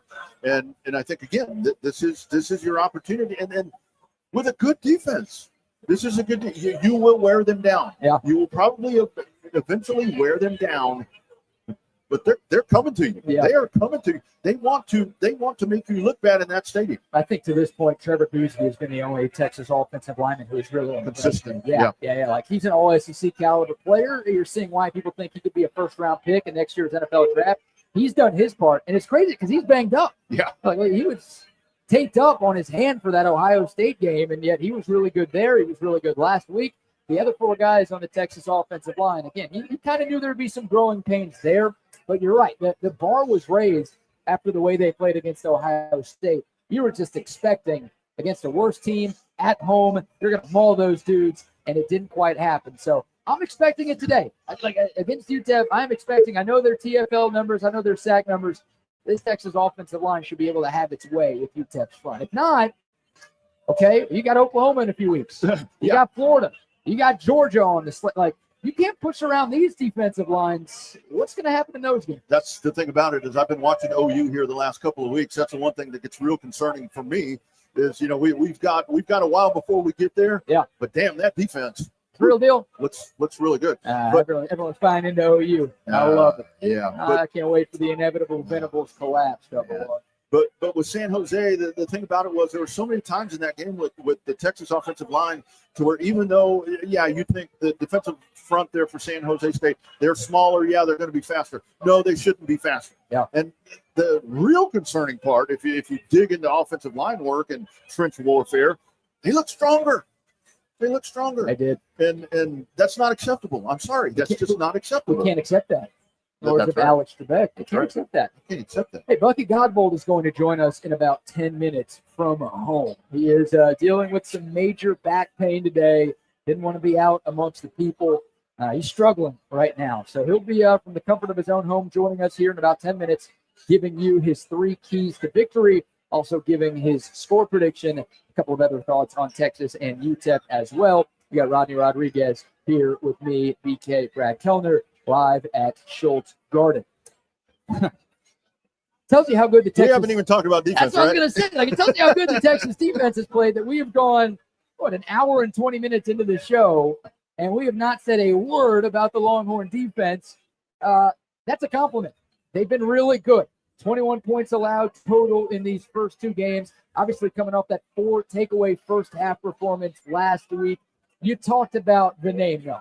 If there is one sort of red flag with this defense through 2 weeks, it's Colin Simmons, right? We talked about the number one on offense, Ryan Wingo not doing his part. The number one on defense, Colin Simmons, has been more of a liability than an asset right there. Leads the nation in penalties. That's not the thing that we thought Colin Simmons would be leading the nation in this year. It's been more bad than good. What would you like to see from Colin Simmons today? Just that. Just kind of let the hair down and play just as free as you can. I think it's very much with Colin Simmons, like we talked about with the offense. He just looks tight. He's listened to the expectations. He knows everything that's expected of him, and it just seems to have gotten to him at this point, to where the mental game isn't right. I want to see him come out and play free. I'd love to see a couple of sacks. And look, Malachi Nelson's coming in here. This may be the best quarterback you've faced. I know Julian Sayin was. I'm just saying he was serviceable. This was a number one ranked quarterback, right? And the quarterback was Arch Manning. So. Take care of this dude. I just want to see a confident Colin Simmons. Again, when you get a little premature, when you get a little cautious, that's when you make mistakes. And I think that's what's happening with Colin Simmons right now. Yeah, we've got some sound from Steve Sarkisian. And again, Sark earlier in the week talked about Simmons pressing a little bit. Here's Steve Sarkisian talking about coaching up Colin Simmons to try to get the most out of him going forward. I mean, there was tough love Saturday. We took him out. He didn't start the second half. And I think we got his attention. I think he had the 3 penalties were in the first half. He didn't have any in the second half, and he got half a sack. So I just think that settling down. You don't get 10 sacks in one play. And you play within the confines of the defense. You play within the confines of the other defensive linemen of, when your rush attempts are there and how to play, and you apply the game plan. Like for instance, in this game, I thought we missed 3 sacks, and he had 1. I think Brad Spence had another one, and I can't recall the third. But our whole rush plan, if you're an edge rusher, was to rush to the upfield shoulder of the quarterback. All over the tape, when he got pressure, he scrambled around. He never went up in the pocket. Well, we didn't do that, and we came flat, and he ran around us 3 times. And so we have to apply the things that we work on in practice. That's a snapshot of one thing in the game, but there was other things that I think we need to be better at as a team, of applying what we're teaching you to do throughout the week in game when the moment comes. So a lot to unpack there from Steve Sarkisian, and he's right. This is not just a Colin Simmons problem right now. Like, one thing that I'd like to see more of from this defense today, more pressure on the quarterback. Like, through 2 games, Texas has just 2 sacks. Now, look, Ohio State and San Jose State, they came up with offensive game plans centered around getting the ball out of their quarterback's hands quickly.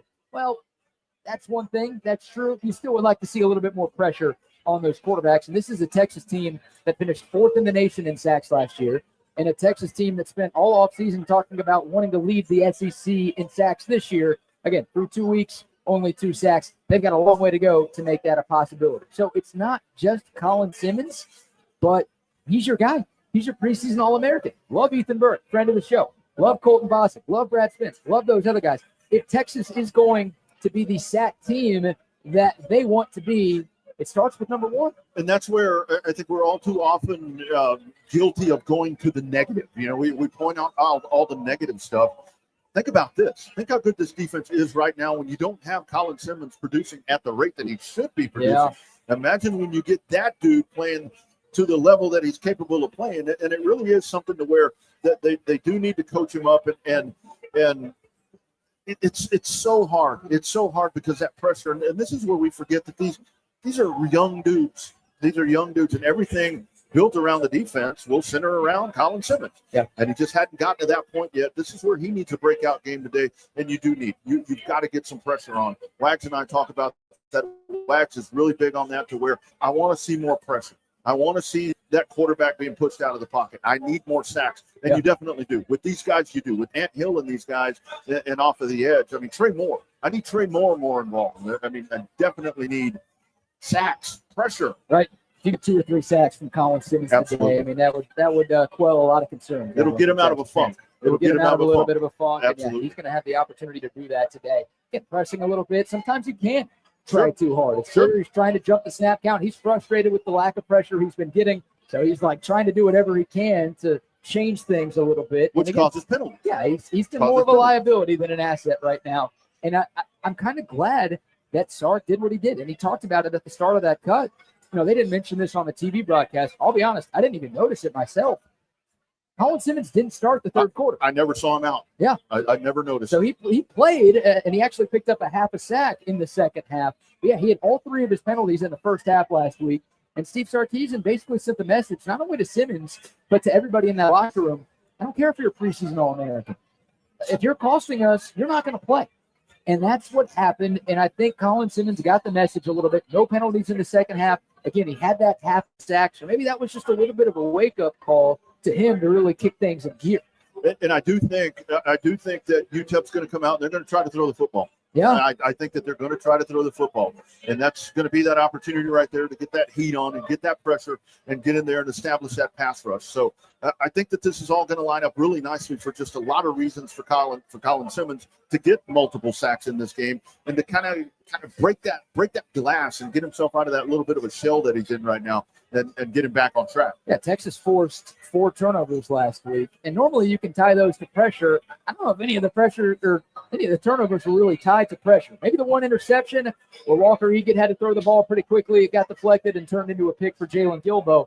The other 3 were just forced fumbles down the field. Yeah. So you'd like to, obviously, you don't complain about 4 takeaways. You'd love to see that again. But you'd like some of that pressure to be the reason why you're creating these takeaways today. That's the number one thing that I think I want to see from this defense, because I just expect pretty much everything else to look good. I expect Texas to be able to stop UTEP's running game.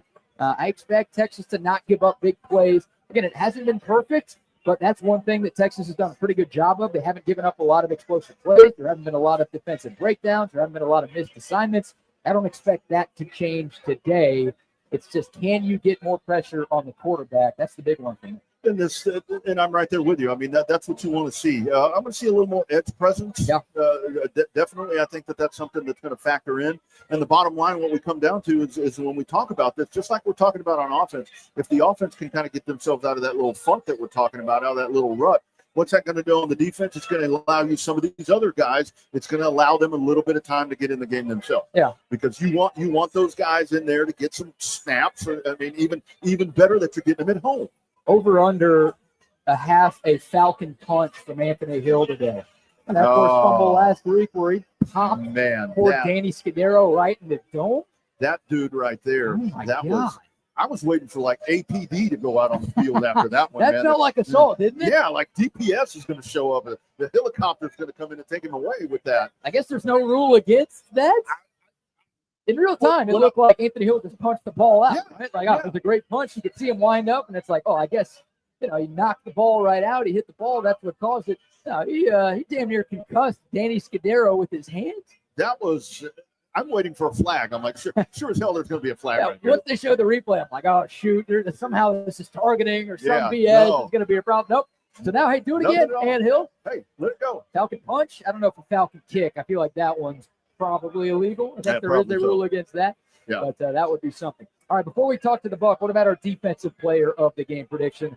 Brought to you by our friends at Kenfield Golf Cars. We'll tell you more about them in a moment. Could be Colin Simmons, could be Anthony Hill, could be somebody that we haven't talked about yet.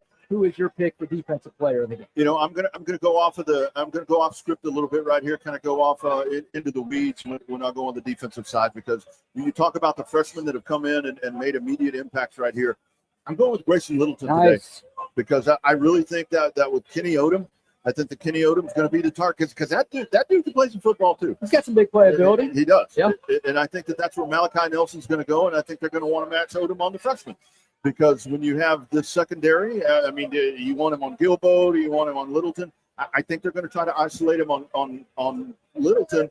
And Littleton's already proven on the biggest stage of them all, it seems like, in game number 1, that he's up for this task. So I think they go at him, and I think he answers. Yeah, they went after him a lot last week, and he did get burned a couple of times. But he's a big part of this defense. The staff clearly trusts him. And you're right. I think they will go after They the will. two freshmen a little bit just to see what he has. Because, Manny Muhammad's a 3-year starter. Jalen Gilbo's a senior. So it's pick your poison. If you're going against those guys, they might try for the freshman. I like that pick. I will go with Michael Tapp. I'll go with another defensive back. That's who I had first. I'll go with That's the who I had safety, though. I do think UTEP's going to try to air it out a lot. I think they're going to be down on the scoreboard, so I think they're going to feel the need to throw the ball down the field to get back into the game. I think Michael Tapp's going to end up with an interception, maybe a couple of PBUs. I think he's just going to be all over the field. It's kind of tough because I don't think this Texas defense is going to play a ton, right? I think they're going to be subbing guys in and out, so I don't know if anyone's going to have a super crazy stat line. And we did see Michael Tapp limp off the field last week, so maybe the coaches will err on the side of caution with him. But I do think he'll make enough plays when he's out there to earn the defensive player of the game on it. And I got to tell you, I think one guy that we're going to be talking about on Monday as well, making an impact, because we talked about him last Monday. I'm really liking Ty Anthony Smith. Yeah, me too. That dude right there, he may not be the biggest dude. He may not be the biggest guy that's going to line up back there, but, man, that guy can sniff that football out, and he'll come make a play. He's a great player. Absolutely. All right, I see Bucky in the waiting room. Before we get to the Buck, a quick shout-out to our friends at Kenfield Golf Cars, who, of course, bring you the defensive player of the game predictions every single week right here on TSU. If you are in the market for a new or pre-owned golf cart, we've got good news. Our friends at Kenfield Golf Carts are right around the corner. They were founded back in 1979, and they've got an unparalleled selection of different golf carts available in new or used, and they want to turn your golf cart dreams into reality. No job too big, no job too small, whether it's turning your existing golf cart into something better or creating your own design.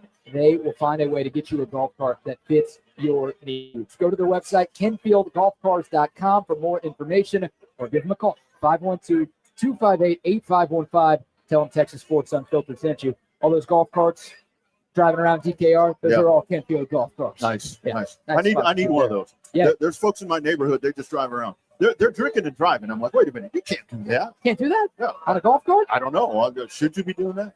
I'm not the HOA guy. I'm the one that they call for, too many weeds and all. Weeds. Right? Weeds. You're not growing anything. Not growing anything. Okay. Intentionally. I like that. Well, I see him in the waiting room. There he is. Before we even talk about this game, we got to make sure Bucky Godbolt is okay. Joining us now, of course, normally one half of the Texas Sports Unfiltered pregame show. You hear him on TSU every morning with me from 7 to 9, the great Bucky Godbolt. How you doing, man? I'm doing okay, man. I made it through the night. Suffering, got some sciatica going on with my back, and it's I spent on Thursday I spent a bunch of time in the in the MRI machine, and that 40 minutes of being still in there, I got out of that and my back went berserk, and it's been something else, laying on the floor and taking all kinds of pills for inflammation, but I feel much better today than I did yesterday. I really actually walked around, and I got in the car and went and got lunch. I'm much better. Good. I told people I will be playing golf by Tuesday, and that's like, there's not a chance. I'm like, I'm playing golf on Tuesday, boys. I don't even think you really heard it now. Like, I feel like you should be here today. If you're good to play golf, you should be good to do the pregame show. No? Golf is Tuesday. I was waiting for you to come on, Buck, and say that your back is messed up because you're having to carry all us knuckleheads on your back all the time. on No, never. I don't have to carry anybody. You guys do a great job. It's just that, I don't know, getting old isn't, I've had back problems for over 20 some years, but I've never had the sciatic nerve down below in my lower back. I used to get that once every 2 or 3 years. This hadn't been here for 10 or 15 years, and now it's here, and it is brutal. It really is. But enough about me. I'm good. I'm good to go. There we go. Well, let's get your 3 keys to victory. We'll ask you a couple of questions about this game, but while we've got you, Bucky's 3 keys to victory brought to you by our friends at St. Patrick. What do you have for the people today, Buck? Number one, guys, run it like you mean it. You know what I'm saying? This game for me is about individuals. It's not about the team can get it done. They can beat this team no matter what. But this is about individual play today. So for the ball carriers, you got to run it. And for the offensive line, you got to run it like you really mean it. It doesn't matter who you're playing. Run it like you're playing against Georgia or Florida or anybody else. We need to see that they mean it in the run game. And that's everybody. Us. And then number 2, stop the nonsense, which is the penalties. Let's stop this. It's ridiculous. BK, I'm giving them no more than 4 penalties today, total, the whole group. Oh, man, that's music to my ears, but there's no way they could do that, right? 4 penalties for the entire day. Offense and defense, special teams, you only get 4 penalties today because you got to stop this nonsense. If this goes on a day where you're 10 and 12 penalties, even if you win the game, I'm going to be worried when it comes league play. I really am going to be worried about this team because it's going to cost them a game down the road. And number 3, beat your man. The one-on-one, especially on defense, you got to beat those guys one-on-one. They're not as good as you are. There's some okay players, but guys like Colin Simmons who should dominate. That guy should dominate today. Beat the one-on-ones. You got to beat the one-on-ones today. That's in the secondary. That's wide receivers. You got to catch the ball, but you can beat the one-on-ones. This is stat day. What are you going to do? What are the individuals going to do about getting some stats? You're going to win the game as a team, but there's some individual stats out there just waiting to happen. And this should be the game. I like that. All right. Run like you mean it. Quit the penalties. Stop the nonsense. And then number 3, beat your man. Beat your man one-on-one. Win the one-on-one battles. Okay. I like that. What are your expectations for Arch Manning today, Buck? I think this is the day that he gets even better than he has over the last 2 weeks. I think he's gotten better each game, I think, but this one shows you that he's ready to lead this team. The next 2 games will be very, very important to him. I think he's going to make some decisive throws when he sees them. I think he's going to throw the ball early. He's not going to stop running. He's going to do the athletic things that he does, but I think he'll look more decisive out there. His sense of urgency, I think, will be there today. I think you'll see that in him. Once again, he's still got another game to go, but I think you see it today. I think things kind of change with this entire team. I think a guy like C.J. Baxter, if his knee is good to go, he's the guy who's going to – Trey Wisener's not playing, correct? Right. Well, I expect C.J. Baxter to have a huge day today. Yep. And Buck, isn't that to your point number 2 about stopping the nonsense? Isn't that the thing you as a coach that just drives you crazy and keeps you up at night to where if you're having execution problems or whatever the case may be, schemes on defense, but when the fundamentals and all of that, and it's just a dirty game and penalties, that's the stuff where you really start to question, how can you be doing this at this level with these expectations? Yeah, and now you're going into game 3. That you shouldn't have all these problems now. Though the kinks should be out. They should be out. The penalties, the illegal procedures, the hands up underneath the face mask, that stuff should be over with. I know people will say, well, you can kill this team and have a bunch of penalties, you still win the game. No, this is for you as a team. You want to look good for that last one when you play, when you play the ghost of Sam Houston, you want to look good before you start going to places like Florida, and Georgia. You want to start looking good. You want to have everything sharp, going into league play. And that should start today. It's a beautiful day for a football game. There's nothing better. Individual battles should be won. Guys, as I say, stat day. Ryan Wingo should have 8 catches for 160 yards today and no drops. Yeah, if that guy drops the ball in this game or twice in this game, I'm looking to start finding other guys to take that dude's place. I don't have all season. If there's somebody that's close and will catch the ball and can get me first downs and move the chains, I'm going to look for that person. I can't wait. That's like a guy who fumbles and fumbles and fumbles. How long do you wait for him? Yeah, right. I was going to ask you, Buck, how do you get Ryan Wingo going? Look, he's going to have extra opportunities today. Doesn't sound like DeAndre Moore's going to play. Doesn't sound like Emmett Mosley's going to play. So 2 of your top 4 wide receivers are out. Obviously, that means more ops for young guys, but it should mean more ops for Ryan Wingo, too. Yeah, this is about him. This isn't about the coaching. This guy's playing on the level where he is right now, and people's expectations of him. He's got to have, we heard from Sark how the expectations that he has for himself. Okay, well, let's see it on display today. You're playing against a team that you should crush. Him versus those guys on one-on-one battles, he should win them. He should catch them. He should have big numbers today. I'd be disappointed if that kid didn't catch more than 6 or 7 balls today. Bucky, we also mentioned Colin Simmons, and we talked about some of the struggles that he's had. When you talk about a stat day, I think this is a game for him where he needs to come out and really assert himself, get some pressure on the quarterback, maybe pick up multiple sacks, and just kind of squash that whole theory that there's something wrong with this guy. Yeah, he should be disruptive in the drop back passing game and in the run game. there's nothing wrong with him making a guy fumble, making one of their running backs cough it up too. I mean, if he does those things and we can see he's playing with an edge, I think he'll be okay. I don't know if this guy is waiting for the big time games. Well, Ohio State was a big time game, and we waited around. So it's not like he's waiting to play SEC games. He's already been in a big time game that he didn't really, let's just say they win. They're winning the games. Everything is good, but there are bigger goals for this football team. And individually, you got to have goals yourself. You got to set goals for yourself. They talk about goals, but you got to start taking those steps towards accomplishing your goals. And for Colin Simmons, that's got to start this week too. So as I said, it's stat day for a lot of guys today as individual players. Yeah, maybe you just mentioned it, Buck, but is there anything different you want to see from the defense? Again, Colin Simmons, I think, is the obvious answer there, but what needs to change, if anything, with the Texas defense compared to the first 2 weeks of the season? Well, the second week of the season, they were stuffing the run. They've been stuffing the run. Continue on that and continue to get the turnovers. That's all. When you're a better football team than the other guys, you should have about 3 or 4 turnovers today, whether it's fumbles, sacking the quarterback, making them cough it up, tip balls. They have enough guys that can tip balls and get in the path of balls. They should continue to have turnovers. They talk about getting turnovers. They had a couple last week. I'd be sad if you didn't get a couple this week. They'd be crazy not to get them against this group. They're going to throw it around. They're not going to have these clean windows. You can take chances against this team and do some really, really good things. So I expect them to have about 3 or 4 turnovers today too. So on stat day, Buck, are you calling the block punt? Did we get a block punt today? We get a big special teams play today? How about blocking a punt without taking a leg too? I know what I said last week. That was last week. I said, hey, if you go for it, just let them know that you're coming after it. And if you block the punt, you're going to win the game anyway, even if you rough the kicker, which they did.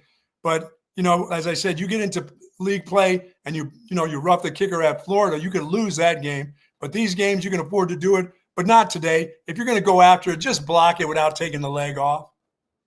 2 more questions for me, Buck, and I have to ask you this question. You're the perfect person to answer this question. Texas has played 2 games so far. They've scored 6 touchdowns as a team. There hasn't been a brother who's gotten into the end zone yet this year. 6 touchdowns, all scored from the Whiteys. Do we see a brother get into the end zone today? Yeah, I think you're going to see Cedric Baxter get in the end zone at least 2 or 3 times today. I think he's going to have some – I don't know about a long run because, once again, I don't know how his leg truly is. I think we find out about his knee today. If he's got that wiggle and that speed today against this group, maybe he's back. But if he's got that straight ahead, plowing into guys without making guys miss, I'm still worried that knee is still going to take a little bit more time. Christian Clark, I don't know I didn't see very much from him last week. The holes aren't there, but as I said, sometimes you got to make yourself skinny and make the holes yourself. So there's a lot of individuals I think we're going to be looking at today going into that last sort of preseason game before SEC play. So I got a feeling you'll see C.J. Baxter in the end zone. I don't know what they're going to do. They're probably going to give Gibson another opportunity, BK, today. He may be on this may be his last go round. If he coughs it up today, you may not see him too much during the remainder of the season. Yeah, I think it's 4 fumbles on 85 career touches for Jared Gibson. Nah, that's not going to work. And once again, as much as they like Wingo, I'm starting to look for freshmen or somebody. These freshmen that have come in the game are getting some things done. And if that guy can't catch, you can't play receiver if you can't catch. That's the whole part about being a receiver. You got to be able to catch the ball. So if a couple of them ricochet off his hands, and whether he needs a new pair of eyes or some new glasses or whatever, again, make those adjustments later. But it's time to start finding other people that can get it done. All right, last thing, Buck. We'll get you out of here on this. What about your game score prediction? I think I know who you have winning, but what do you think the final score is today at DKR? I think Texas wins 48-0. Shutout. Yeah, I think this defense shuts them out. I think the defense may score 2 touchdowns themselves today. But like I said, they got to continue to get turnovers. I think they will. But this offense needs to they need to get cranking. They need to get going because, you win this game and it's just kind of, 38-10 or 42-24. People aren't going to be very happy about that. And the coaches aren't going to be happy, and the players shouldn't be happy about that because there's going to be a lot of question marks coming out of this game. If this team gets 7 points okay. If this team gets 17 or more points, that's not okay. That means the offense, to me, has given up some balls over some bad plays. I think the defense will be just fine. Yeah, I'm with you on that. All right, 48-0. Love the pick. Buck, great to see you. Thanks for joining us. Good seeing you guys. Feel better, and we'll see you bright and early Monday morning. All right, guys, hook them. Take care. Right, there he Hook 'em goes. horns. Bucky Godbolt joining us from home today, dealing with some major pain. Again, not the drill sergeant. He's not at home watching that movie right now. Dealing with some back issues. And today's not. No. Dr. Jellyfinger visit None of that today. for the Buck today. But him kind enough to join us there, giving his 3 keys to victory. By the way, Bucky's 3 keys to victory are brought to you by our great friends at Sue Patrick. Both of us are rocking Sue Patrick gear right now. The best selection of Texas Longhorn gear you can find is at Sue Patrick. Don't go to the chicken coop. Don't pay to park in a garage that might not even have a spot for you. Go to Sue Patrick, 5222 Burnett Road. Tons of free parking available. All of the Longhorn gear that your heart desires. Or if you don't even want to leave your couch, you can shop online, SuePatrick.com. Free shipping on online orders over $59. They've got you covered. Everything you need. Absolutely. I like those 3 keys to victory. He's spot on. I mean, of course, the running back coach is going to talk about running the ball better, but I think that's paramount. We need to see Texas run it more consistently in this game to feel good, like the Bucs said, about them running it against better defense. And it really comes down to everything that he's talked about. And I think pretty much everything that we've talked about darn near for 2 hours is this really does turn into where it should be a stat game. Because like we're talking about, the guys that should come out and make plays, your starting offense, the guys on defense, sacks, yards on the ground, receptions, yards through the air, whatever it is, you should pile up a lot of those numbers. And when we say stats, to kind of elaborate on what he's talking about, what we mentioned is when we talk about stats, we're talking about more guys on the stat sheet. Yeah. Because you should have a lot of guys that touch the field today.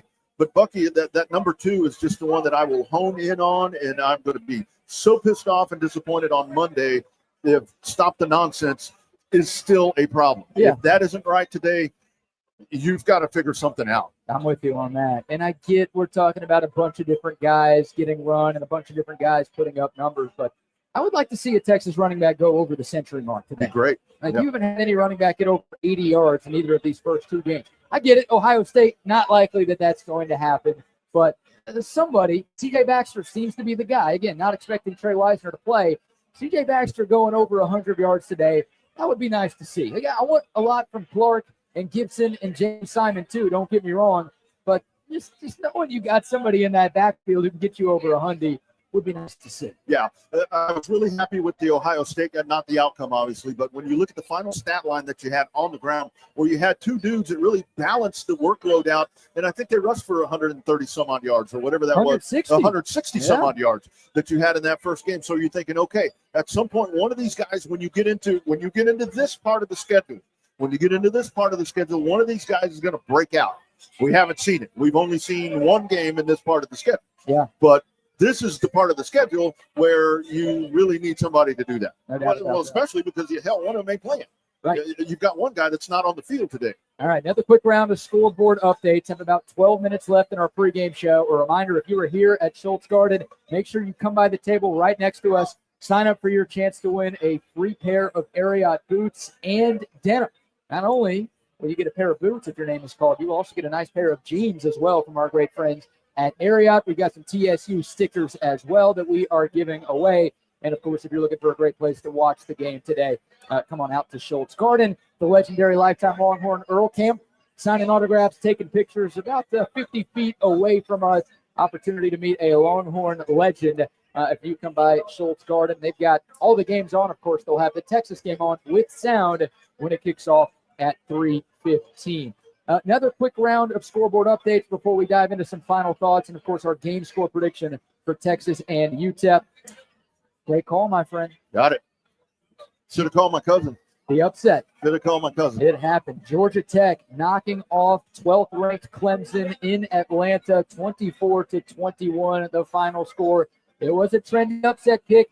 Clemson has not really passed the eye test through their first couple of games of the season. And Georgia Tech, with Haynes King, the Aggie transfer, finds a way to get it done Yellow Jackets are 3-0. I wouldn't be surprised to see them in the top 25 next week. And I'll tell you, I heard after week 1 where is Clemson going to be this year's Florida State from last year? I'm like, well, I'm not quite ready to go down that road yet, but it really has been a lot of like what we talk about with Texas, to where they just haven't impressed you and they haven't given you what you thought that they should be giving you, and boom, there you go. I mean, they're 1-2. They're 1-2 and 0-1 in the ACC. And the one win was against Troy in a game that they were down 16-0. Right. So it's been a sluggish start. A lot of people picked Clemson to win it all this year. Not looking good. So fast. Not so fast, my friend. Not so fast. Of the legendary Lee Corso. A couple other finals here, some blowouts. Oklahoma all over Temple, 42-3. Can't wait for people to talk about how good OU is, because they beat Temple on the road. Yeah. Oregon over Northwestern, 34-14. Alabama roll tide all over Wisconsin, 38-14 in Tuscaloosa. And then Michigan. The Connor Stallions game. Michigan 63, Central Michigan 3. So a lot of blowouts, only one really close game involving a ranked team in the early slate. And again, a big upset with Clemson going down in the ATL.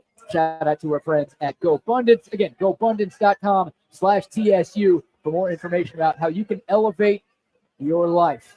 It's a brotherhood that you have been looking for a long time. Love our friends at Gobundance, gobundance.com/TSU. All right, some score predictions coming in. We'll give ours here in a moment. Keys to the game, Double R. Again, you're a 40.5-point favorite. We're not going to try to milk this as if this is going to be some crazy 4-quarter game. Yeah. We talked about what we would like to see, but just keys for Texas to cover. We'll call it that. Keys for Texas to not only beat UTEP, but to beat the spread today. What are a few of the things that you think the Longhorns need to do to win this game by more than 41? I really think it's the three things that we've been talking about predominantly, and that Bucky mentioned. Number one, rush the passer. You've got a quarterback that's coming in, and he's a good quarterback. Maybe hasn't had the start that he's looking for in a couple of other spots. Of course, now the lack of talent around him is going to affect that as well. But he's going to want to throw the ball. And how do you prohibit that? You rush him. Number two, rush the football. Run the ball. Yeah. That opens up so many different phases. That gets your offensive line in cohesion. That gives your quarterback confidence. And don't make silly mistakes. Yep. Penalties.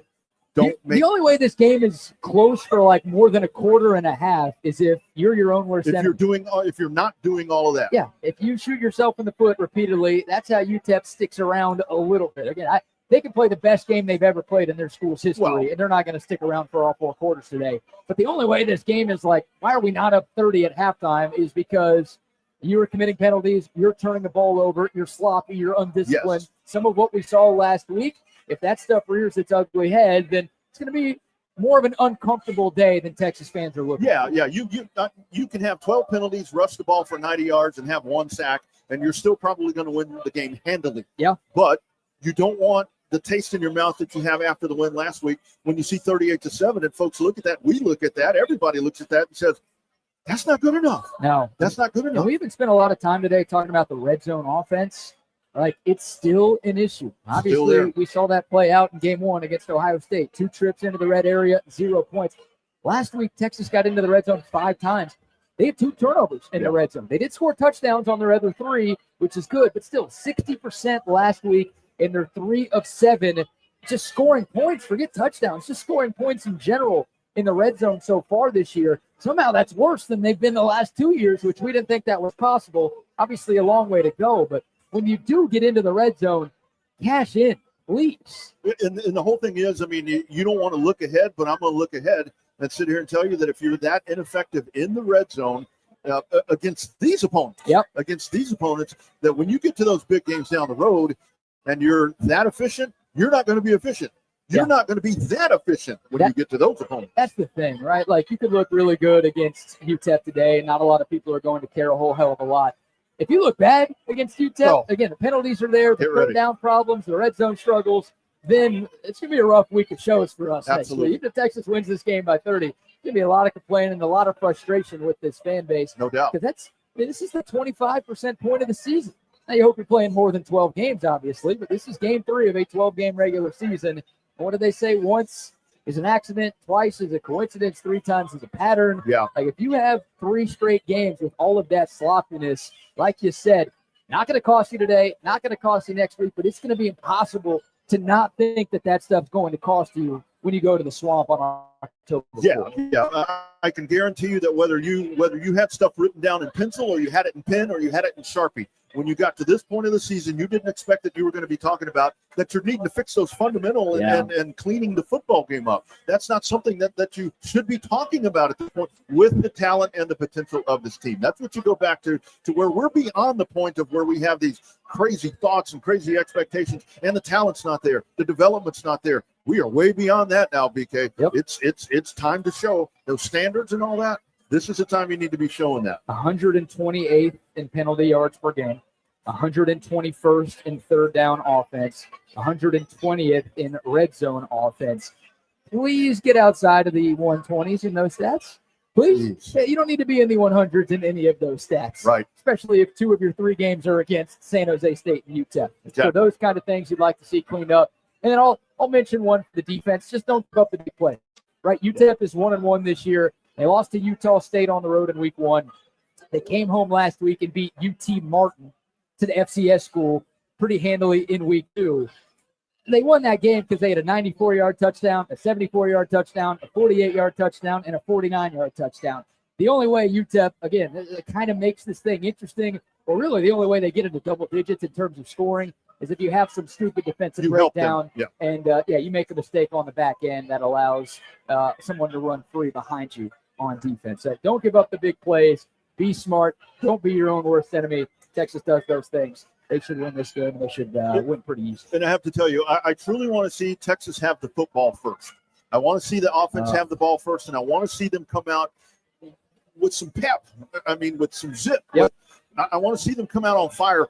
And I don't want it to be, and I say that, I mean, the defense, I don't want the defense to set the table for you because the defense has been setting the table for you all season long. I want to see them come out and do everything that we're expecting them to be doing right about now. No doubt about that. All right, just a couple of minutes left in our Texas Sports Unfiltered pregame show. Again, brought to you by our friends at Covert Bee Cave and AV Consultations. We've got a raffle winner to announce. We'll also give our game score predictions, and those are presented by our friends at Paul's Motor Works. The winner of the Ariat boots and jeans, as drawn by Mason off camera. So if you're not happy with this, maybe accuse Mason of rigging this thing a little bit because he didn't do it on camera, so nobody got to see this thing firsthand. Congrats to Andrew. Thanks for putting a last name, Andrew. Madonna? Boy, this is going to be tough. We're obviously not going to read Andrew's phone number on the air. I don't think Andrew's here. We've got to text him. We might have to do another drawing here. Yeah, that's chicken scratch. You got any shot at reading that? Andrew must have been at the bar. Andrew's been at the bar for a little bit. They got plenty of cold beer here at Scholz. Yeah, they do. I'm serious. Like, we got to do another drawing. I can't right read now. that. All right, on camera this time. Hopefully the actual winner writes that. Like, you must not want to win if you write like this. That's real bad right there. Worse than doctor handwriting that's right real there. bad right there. All right, now on camera, Mason doing the drawing. We've got Sienna D. Congrats to Sienna D. That is a phone number that we can read. We can read so that. Sienna is going to win the Ariat boots and denim. We will reach out to you after the show. That's why I'm pocketing the number, just in case my girlfriend is tuned in. It's a text for the Ariat boots and jeans, yeah, that's right. That's right. Don't want to get anybody in trouble here. All right, we got to get Mason a headset over here today. As we get to our game score predictions brought to you by our friends at Paul's Motor Works, while we're getting Mason set up, I will tell you that Paul's Motor Works is the absolute best car mechanic that you can find. They've been providing complete foreign and domestic automotive repair in Austin since 2000. They specialize in BMW, Mercedes, Audi, Volkswagen, and Porsche, but they can work on any make or any model that you give them. That's where I go to get my car's oil changed. From oil changes and tire rotations to major repairs, don't trust your car to anyone. Trust your car to the great people at Paul's Motor Works. Your search for a good mechanic is over. Go see Paul and his team on 2222 right off of 620. Big Texas fans, big TSU supporters. Find out more info online at pmwaustin.com. All right, Mason Gomez is here. He's been doing a great job handing out these raffle tickets and some TSU swag all day long. Mason, time for your game score prediction. Who wins today and what's the final? Texas 52-10. Offense figures out something. Run game gets going this week, finally. Okay, 52-10. So that's a cover for Texas. It's a cover. And that's an over as well. Backdoor cover, late fourth quarter. Late fourth quarter touchdown for the Longhorns to get over that number. Okay, I like it. 52-10 for Mason. Double R, what say you? I'm sticking with the one that I sent in. Just kind of going through everything. But I think the Texas jumps out really early. I think they do, but I think at some point they kind of back it off a little bit. I think Texas wins 45-7 today. The big win for UTEP will be getting the 7. And I think they're going to struggle to get that 7. And I think they get it right towards the end of the contest. It's a goose egg up there until we get to the end. I'll stick with 45-7. So both of y'all have 42-point wins for Texas, which are covers for the Longhorns. I like that. Texas 0-2 against the spread so far this year. So I wouldn't hate to see that change. I think y'all saw on the graphic that we posted on social media. I'm going 69-0. Good guys today. Texas 69, UTEP 0. A shutout for the Longhorn defense. This offense gets rolling a little bit. I think we're going to get a defensive score in this game a little bit. We're going to send UTEP on the long drive. I think they drive. It's a long way. They got to fly, right? Maybe they rode a school bus. Yellow dog. Hopefully they didn't take the Greyhound like we did. Like I did. I shouldn't say we. You did, didn't you? Yeah. How long did that take? 14 hours each way. All right. They're there in the same weekend. I bet you hit every small town, didn't you? We did. Hit every small town. Yeah. Some good drugs in there. I should say that. Allegedly, right. I heard it from a friend. That's right. Of course. Well, that's going to do it for our Texas Sports Unfiltered pregame show here at Scholz Garten. Thanks to all of our great partners for allowing us to bring you this show. Of course, thanks to Scholz Garten for allowing us to broadcast here before each and every Texas football home game. Thanks to all of you who tuned in as well. Great audience here at Scholz and also tuning in at home or on the go as well. Can't thank y'all enough for your continued support of what we do here at Texas Sports Unfiltered. A reminder, postgame, as soon as the game goes final, we'll be live right here on TSU. It'll be Zay Collier and Adam Wagner running the show after the game. So get their immediate thoughts. And, of course, you can chime in with your comments and questions as well. But that's going to do it for us. For Adam Wagner back at home, for Mason Gomez here, for Rodney Rodriguez, I am BK Brad Kellner. Thank y'all so much for tuning in today. Y'all enjoy the game. And welcome.